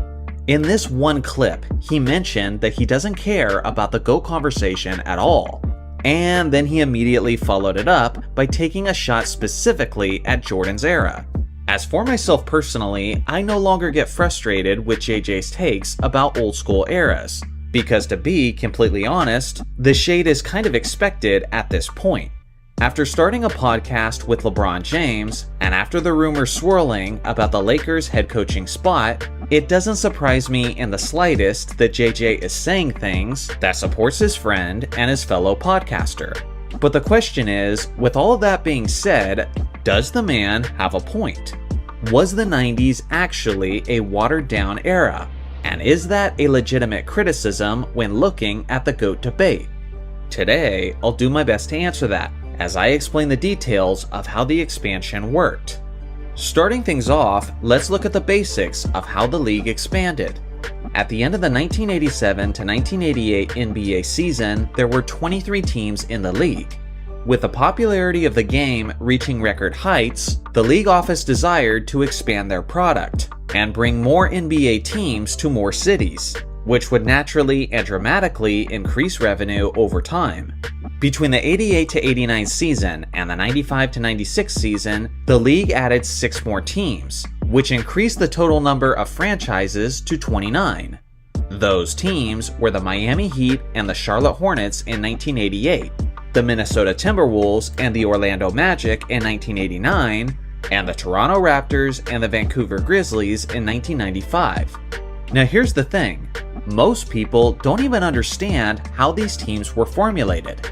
Contrary to popular belief, they weren't just picking up random water boys and semi-athletic fans out of the stands. But first and foremost, the expansion teams were able to pick players from the other 23 teams in the league.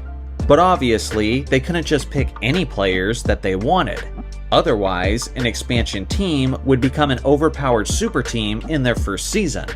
There were specific rules in place for the expansion draft, and the first one is that each pre-existing team in the league could protect up to 8 players on their roster, but after that, everyone else was up for grabs.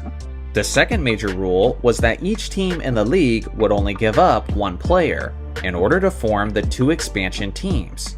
Obviously, this wouldn't leave many immediate all-stars for the expansion teams to select, but they were able to get some quality pieces, like the famous enforcer Rick Mahorn, the prolific scorer Reggie Theus, and the NBA's record holder for the most assists in a single game, Scott Skiles. Now you can act like the Bulls dynasty always benefited from these expansions, but the truth is they were actually hurt by it in some instances. For example, BJ Armstrong was one of the best three-point shooters in the entire league, and had just been an NBA All-Star the year prior. But because of the expansion draft in 1995, he was taken from the Bulls with the first overall pick, severely weakening the strength of Chicago's roster. So ultimately, an important detail to remember is that the expansion teams were made up of quality NBA players, and it was the responsibility of the other 23 teams, Bulls included, to then fill their roster spot, with either a player from the draft or through free agency. So now that we understand how the expansion teams were created, and that it wasn't just a collection of scrubs like JJ Redick makes it seem, it's time for me to make my next major point. Expansion teams typically don't stay awful for very long. The NBA is constructed in such a way where it's a league that tries to naturally maintain a competitive balance. Although expansion teams don't have many all-star level players in their first season, they do start accumulating top draft lottery picks rather quickly, thanks to their low seeding. And it's also worth mentioning that they usually have plenty of cap space to make moves in the off-season. Sure, the Charlotte Hornets began playing in the 88 to 89 season, but by the 92 to 93 season, they had a stacked roster, with stars like Alonzo Mourning, Larry Johnson, and Kendall Gill, and made it all the way to the Eastern Conference semifinals. The Miami Heat also began playing in the 88 to 89 season, but they were a playoff team by the 91 to 92 season, and by the 96 to 97 season, they were legitimate title contenders, who were stacked with all-stars, won 61 games, and made it all the way to the Eastern Conference Finals. Then you had the Orlando Magic and the Minnesota Timberwolves, who began playing in the 89 to 90 season. Yes, the Wolves were bad, and stayed bad for a long time. But at this point, I think we can tell that this was mostly because of bad management, and not necessarily because they were an expansion team.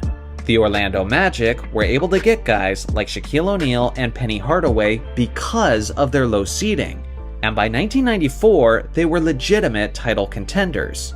They were the only team to eliminate Jordan's Bulls after they begun winning championships, and the Magic even went on to the NBA Finals in 1995. So what I just explained is that 3 out of those first 4 expansion teams were not only decent, but were extremely competitive within a few years.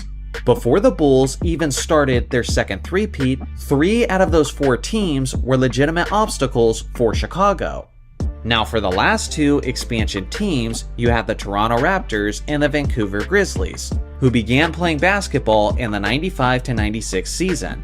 And yes, those two teams did stay awful throughout the entirety of the Bulls' second three-peat. So here's what you need to consider. In the 95-96 season, where the Bulls famously finished with a 72-10 record, the Grizzlies were in the West and the Raptors were in the East. In that record-breaking regular season, the Bulls had a 2-0 record against the Grizzlies and a 3-1 record against the Raptors. Now, if those expansion teams didn't exist, and those 5 victories were against regular NBA teams instead, then yeah, it's at least possible that the Bulls win less games, and maybe they finish with 69 or 70 wins instead of 72. But I mean, in order for that to happen, you have to assume that the Bulls would have had a 3-3 record against the average NBA team. And considering the fact that they went 67-9 against the rest of the league that season, I would say that that's a pretty big assumption. I think you guys are starting to see my point. The impact that the expansion era had on the Bulls dynasty is negligible when you understand the full context. If you were to go back in time in the summer of 1995 and you were to ask the Bulls management, would they rather keep their sharpshooter BJ Armstrong, or would they rather not have the Toronto Raptors standing in their path in the Eastern Conference? I think their answer would be rather obvious. Of course, they would rather keep their quality player. Now imagine, it's 1998, Michael Jordan just epically defeated the Utah Jazz with a 45-point performance in Game 6 of the NBA Finals to win his 6th championship and 6th Finals MVP.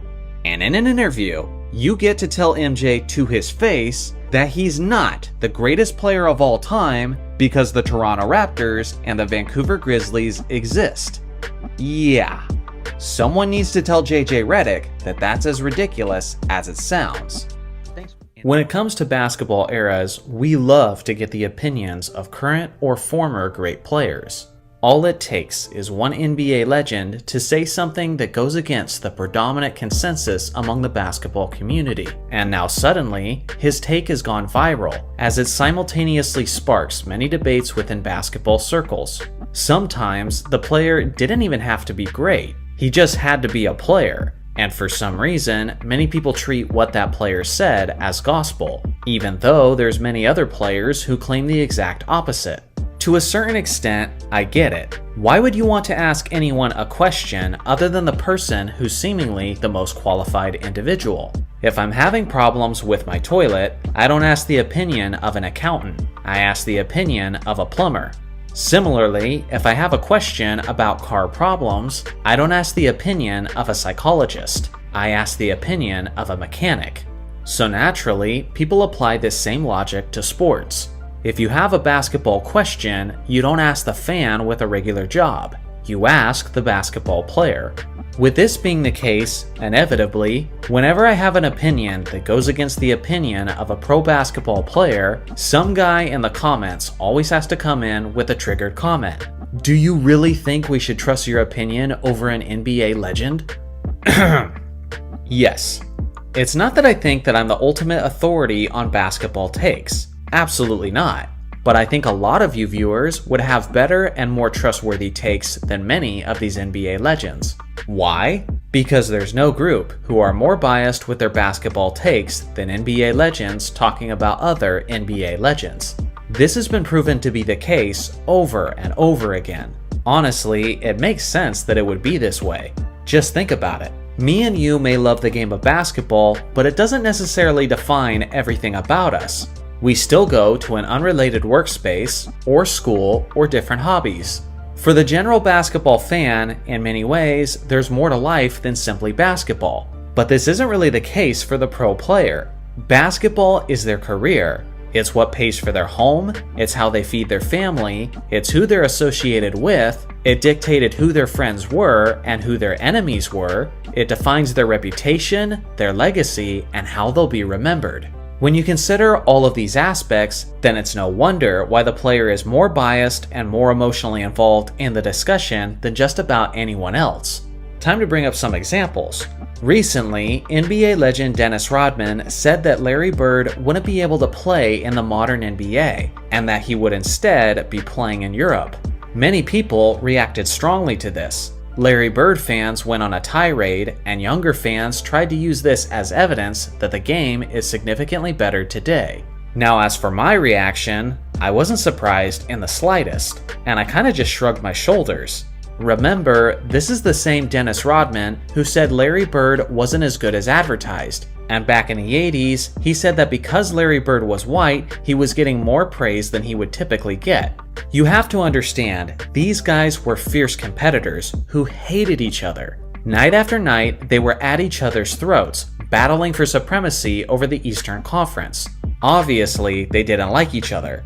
And do you really think Rodman would be saying these same criticisms about Larry Bird if he had been his teammate? Of course not.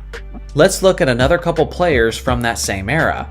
In The Last Dance documentary, Michael Jordan boldly and unapologetically stated that he hates Isaiah Thomas and the Detroit Pistons, and that hatred burns to this very day. On the other hand, you have guys like Bill Laimbeer and Isaiah Thomas who have publicly stated numerous times that they don't believe that Michael Jordan is the greatest player of all time. And then people act surprised and want to put stock in that. But why are we surprised? Their hatred for Michael is just like their hatred for them. Of course they're going to say this. These players have legendary levels of pettiness that is still strong 3 decades after they last competed against each other.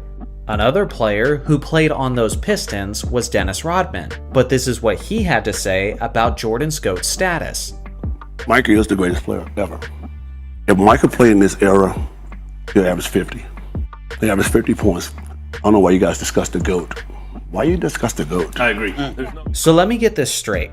Bill Laimbeer, Isaiah Thomas, and Dennis Rodman were all teammates on the bad boy Detroit Pistons. But only one of them happens to believe that Jordan is the GOAT, and it just happens to be the one guy who ended up being his teammate. Clearly, none of these players are impartial here. The list of examples goes on and on. Wilt Chamberlain once said that Shaq would have struggled in his era, and that Michael Jordan would have been coming off the bench. Obviously, this is an attempt to belittle them and exalt himself.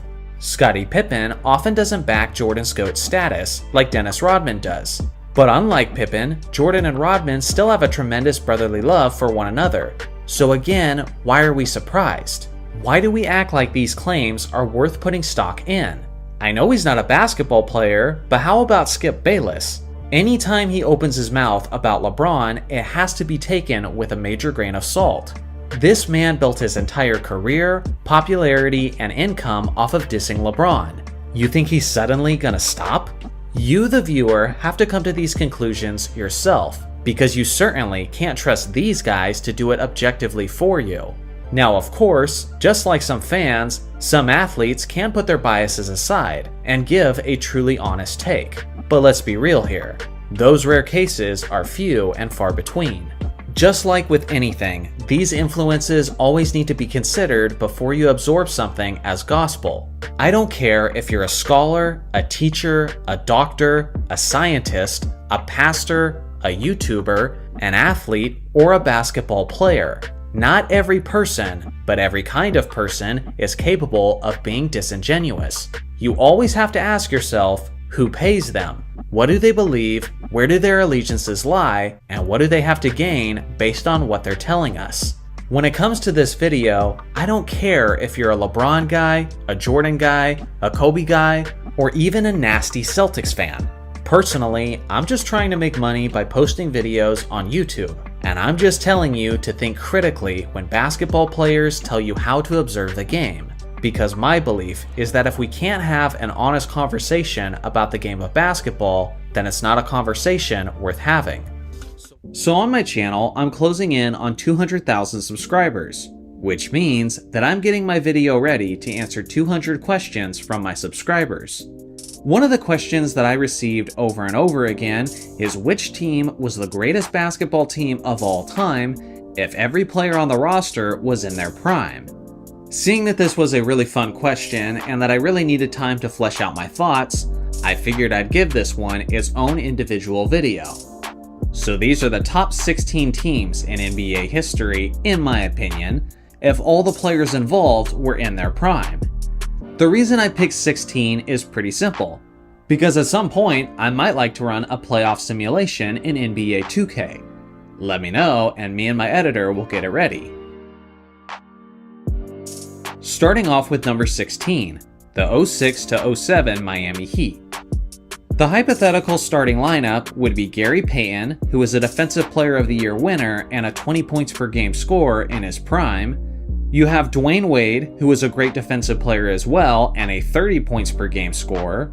You had Eddie Jones, who was a perennial all-star, Antoine Walker, who was a great three-point shooter and a scorer in his own right, and you have a prime Shaquille O'Neal, who was the most dominant player in modern NBA history.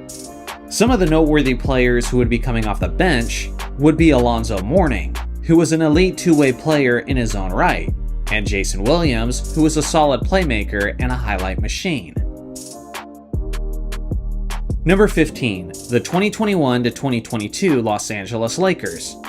It's hard to say whether or not these guys would have on-court chemistry if they all were in their primes, but without question, they would be incredibly talented. You have Russell Westbrook in his triple-double 30 points per game form. You have Carmelo Anthony, probably from his days as a Denver Nugget. You have LeBron James, who is going to be in his impressive 2013 Miami form. Then there's Anthony Davis and Dwight Howard, which will make them one of the greatest interior defenses of all time. That's just the starting unit. Coming off the bench would be a prime Rajon Rondo, Isaiah Thomas, DeAndre Jordan, and Trevor Ariza. Number 14, the 98 to 99 Los Angeles Lakers. The starting lineup would be Derek Fisher, Kobe Bryant, Glenn Rice, Dennis Rodman, and Shaquille O'Neal. Some of the more noteworthy players to come off the bench would be one of the most clutch shooters of all time, Robert Horry, Eddie Jones, and Eldon Campbell.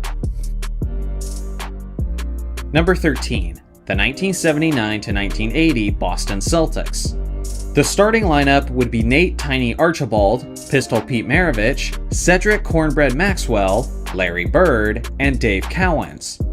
4 of these guys were either MVP winners or MVP finalists. The only guy who wasn't was Cedric Maxwell, but he was also a Finals MVP winner.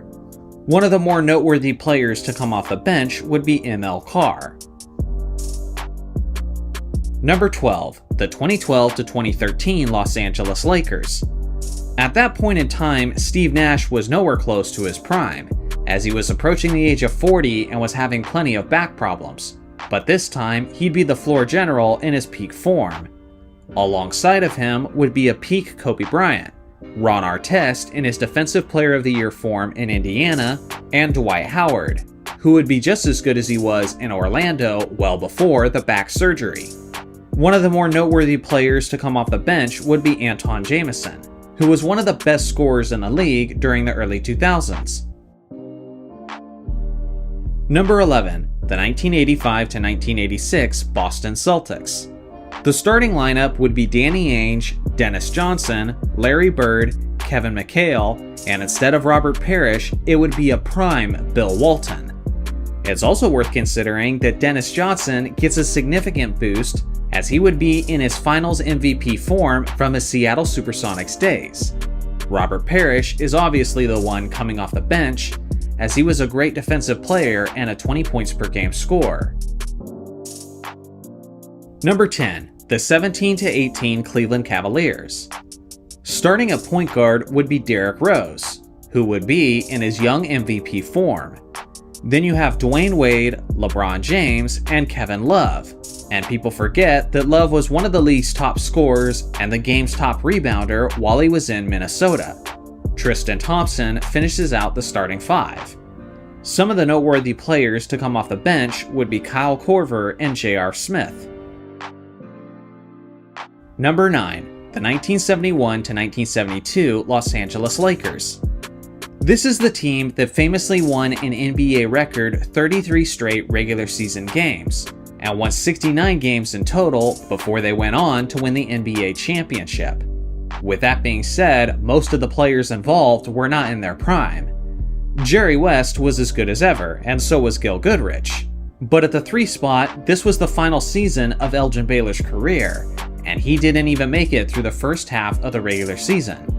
Then you have Happy Hairston, and now a prime Wilt Chamberlain, who was in his 1962 50 points and 25 rebounds per game form.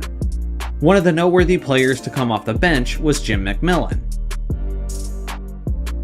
Number 8, the 2012 to 2013 Miami Heat. The starting 5 would be Mario Chalmers, Dwayne Wade, Ray Allen, LeBron James, and Chris Bosh. You gotta remember, this team won 27 straight regular season games, but guys like Bosh and Wade had already taken a significant step back. The only guy that was actually in his prime was LeBron James. But now you're getting a Ray Allen who was capable of averaging 25 points per game and who was even an above-the-rim player. Without question, Ray Allen being in his peak form is the greatest upgrade for this squad. Some of the noteworthy players to come off the bench would be a peak Rashard Lewis, who was a great scorer and an all-time great three-point shooter, Shane Battier, who was a fantastic defensive player, and Mike Miller, who was a solid three-point shooter. Number 7, the 2012 to 2013 San Antonio Spurs. You would have Tony Parker in his finals MVP form, and then you would have a peak Tracy McGrady, who would be just as good as he was in Orlando in the early 2000s. Then you have Kawhi Leonard, who would be in his 2019 Toronto Raptors form, Boris Diaw at the power forward, and Tim Duncan at the 5. Some of the more noteworthy players to come off the bench would be Manu Ginobili, Danny Green, and a 20 points per game scorer in Steven Jackson. Number 6, the 1985 to 1986 Philadelphia 76ers. One of the best playmakers and pickpockets of the era was Maurice Cheeks, and alongside of him would be a fantastic scorer in Andrew Toney. That small forward would be Julius Erving. The power forward would be an MVP form Charles Barkley, and the starting center is one of the most underrated players of all time, the 30 points and 15 rebounds per game Moses Malone. Coming off the bench would be one of the greatest scorers in NBA history, who averaged as high as 34 points per game in the 1970s, and his name is Bob McAdoo, who was also an MVP winner. Another bench player would be the Secretary of Defense Bobby Jones, who was simply one of the greatest defensive players of all time. Number 5, the 1984 to 1985 Los Angeles Lakers. Now picture the Showtime Lakers in all of their glory, but instead of just Kareem Abdul-Jabbar being in his usual Showtime form, he is even better, as he is as good as he was on the Milwaukee Bucks in the early 1970s. The starting 5 would be Magic Johnson, Byron Scott, James Worthy, Bob McAdoo in his 34 points per game form, and Kareem Abdul-Jabbar. Coming off the bench would be an NBA Hall of Famer Jamal Wilkes, and one of the greatest role players and 3-and-D players of all time, Michael Cooper. Number 4, the 2010 to 2011 Boston Celtics. Obviously, they would have all the great attributes that they had of the team that won the championship in 2008, but Paul Pierce is better because now he's in his early 2000s prime form. Kevin Garnett is in his Minnesota Timberwolves 2004 MVP form. Ray Allen is much better, as he's in his 25 points per game form, and even Rajon Rondo is now in his 2012 form instead of 2008. This team instantly becomes so much better. And oh yeah, starting at the center is now the most dominant player in modern history, Shaquille O'Neal. Coming off the bench would be one of the guys who was one of the best bigs in the Eastern Conference for a short period of time, and that's Jermaine O'Neal. Number 3, the 2003 to 2004 Los Angeles Lakers. This is a team that went all the way to the NBA Finals in 2004, but consider the fact that none of these guys were in their prime. Gary Payton was in the twilight of his career, and was nowhere close to his 1996 form where he was the Defensive Player of the Year. Kobe Bryant wasn't himself as he was dealing with the Colorado trials. Then there's Rick Fox as small forward. Starting at power forward would be Karl Malone, but this time in his peak form from the 1990s, and Shaquille O'Neal, who would be in his peak shape from the 99 to 2000 season. Some of the noteworthy players to come off the bench would be Derek Fisher and a prime Horace Grant, who would be just as good as he was in the early 90s with the Chicago Bulls. Number 2, the 2018 to 2019 Golden State Warriors. The starting lineup would be Steph Curry, Klay Thompson, Kevin Durant, Draymond Green, and DeMarcus Cousins. Essentially, you have the 2017 Golden State Warriors, but instead of Zaza Pachulia in the 5 spot, you have a prime DeMarcus Cousins, who was a great scorer, a solid rebounder, and one of the best passing bigs at his peak. A couple noteworthy players to come off the bench would be Andre Iguodala, and this was a much better Iggy, as he would be in his extremely athletic Philadelphia 76ers form. And the other noteworthy bench player is a prime Andrew Bogut. Number 1, the 96 to 97 Chicago Bulls. Now picture all of the glory of the 95 to 96 Bulls, who won an NBA record at the time 72 games, on their way to the NBA championship. To this day, that's the most regular season games won by a team that won the championship. But what's crazy is that none of those players were in their prime. Think about it. Even Michael Jordan was much better in his first three-peat, both athletically and statistically. Scottie Pippen had his career year 2 years prior. Dennis Rodman was much younger, much more athletic, and had better rebounding numbers in the early 90s. And even Ron Harper, who would be the starting point guard, wasn't in the same form that he once was with the Clippers and the Cleveland Cavaliers, where he was an athletic player who was a 20 points per game scorer. But instead of Luke Longley, starting at the 5 would be Robert Parrish, an all-time great big, a solid defensive player, and a 20 points per game scorer. Then coming off the bench, you'd have Tony Kukoc and Steve Kerr. This team would have everything. They'd have the scoring, they'd have the defense, both on the interior and on the perimeter. They had rebounding, they had chemistry, and not only did they have the greatest player of all time, but likely the greatest coach of all time as well.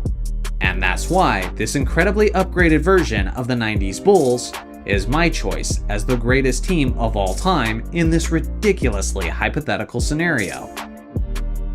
So what do you guys think? Do you agree with the list? I gotta be honest, I changed my mind about 15 times while I was making this list. So if yours is different than mine, I won't hold it against you, but I'd like to hear about it in the comments section below. Thanks for watching as always, make sure to like and subscribe for more basketball content, and I'll see you guys in the next video.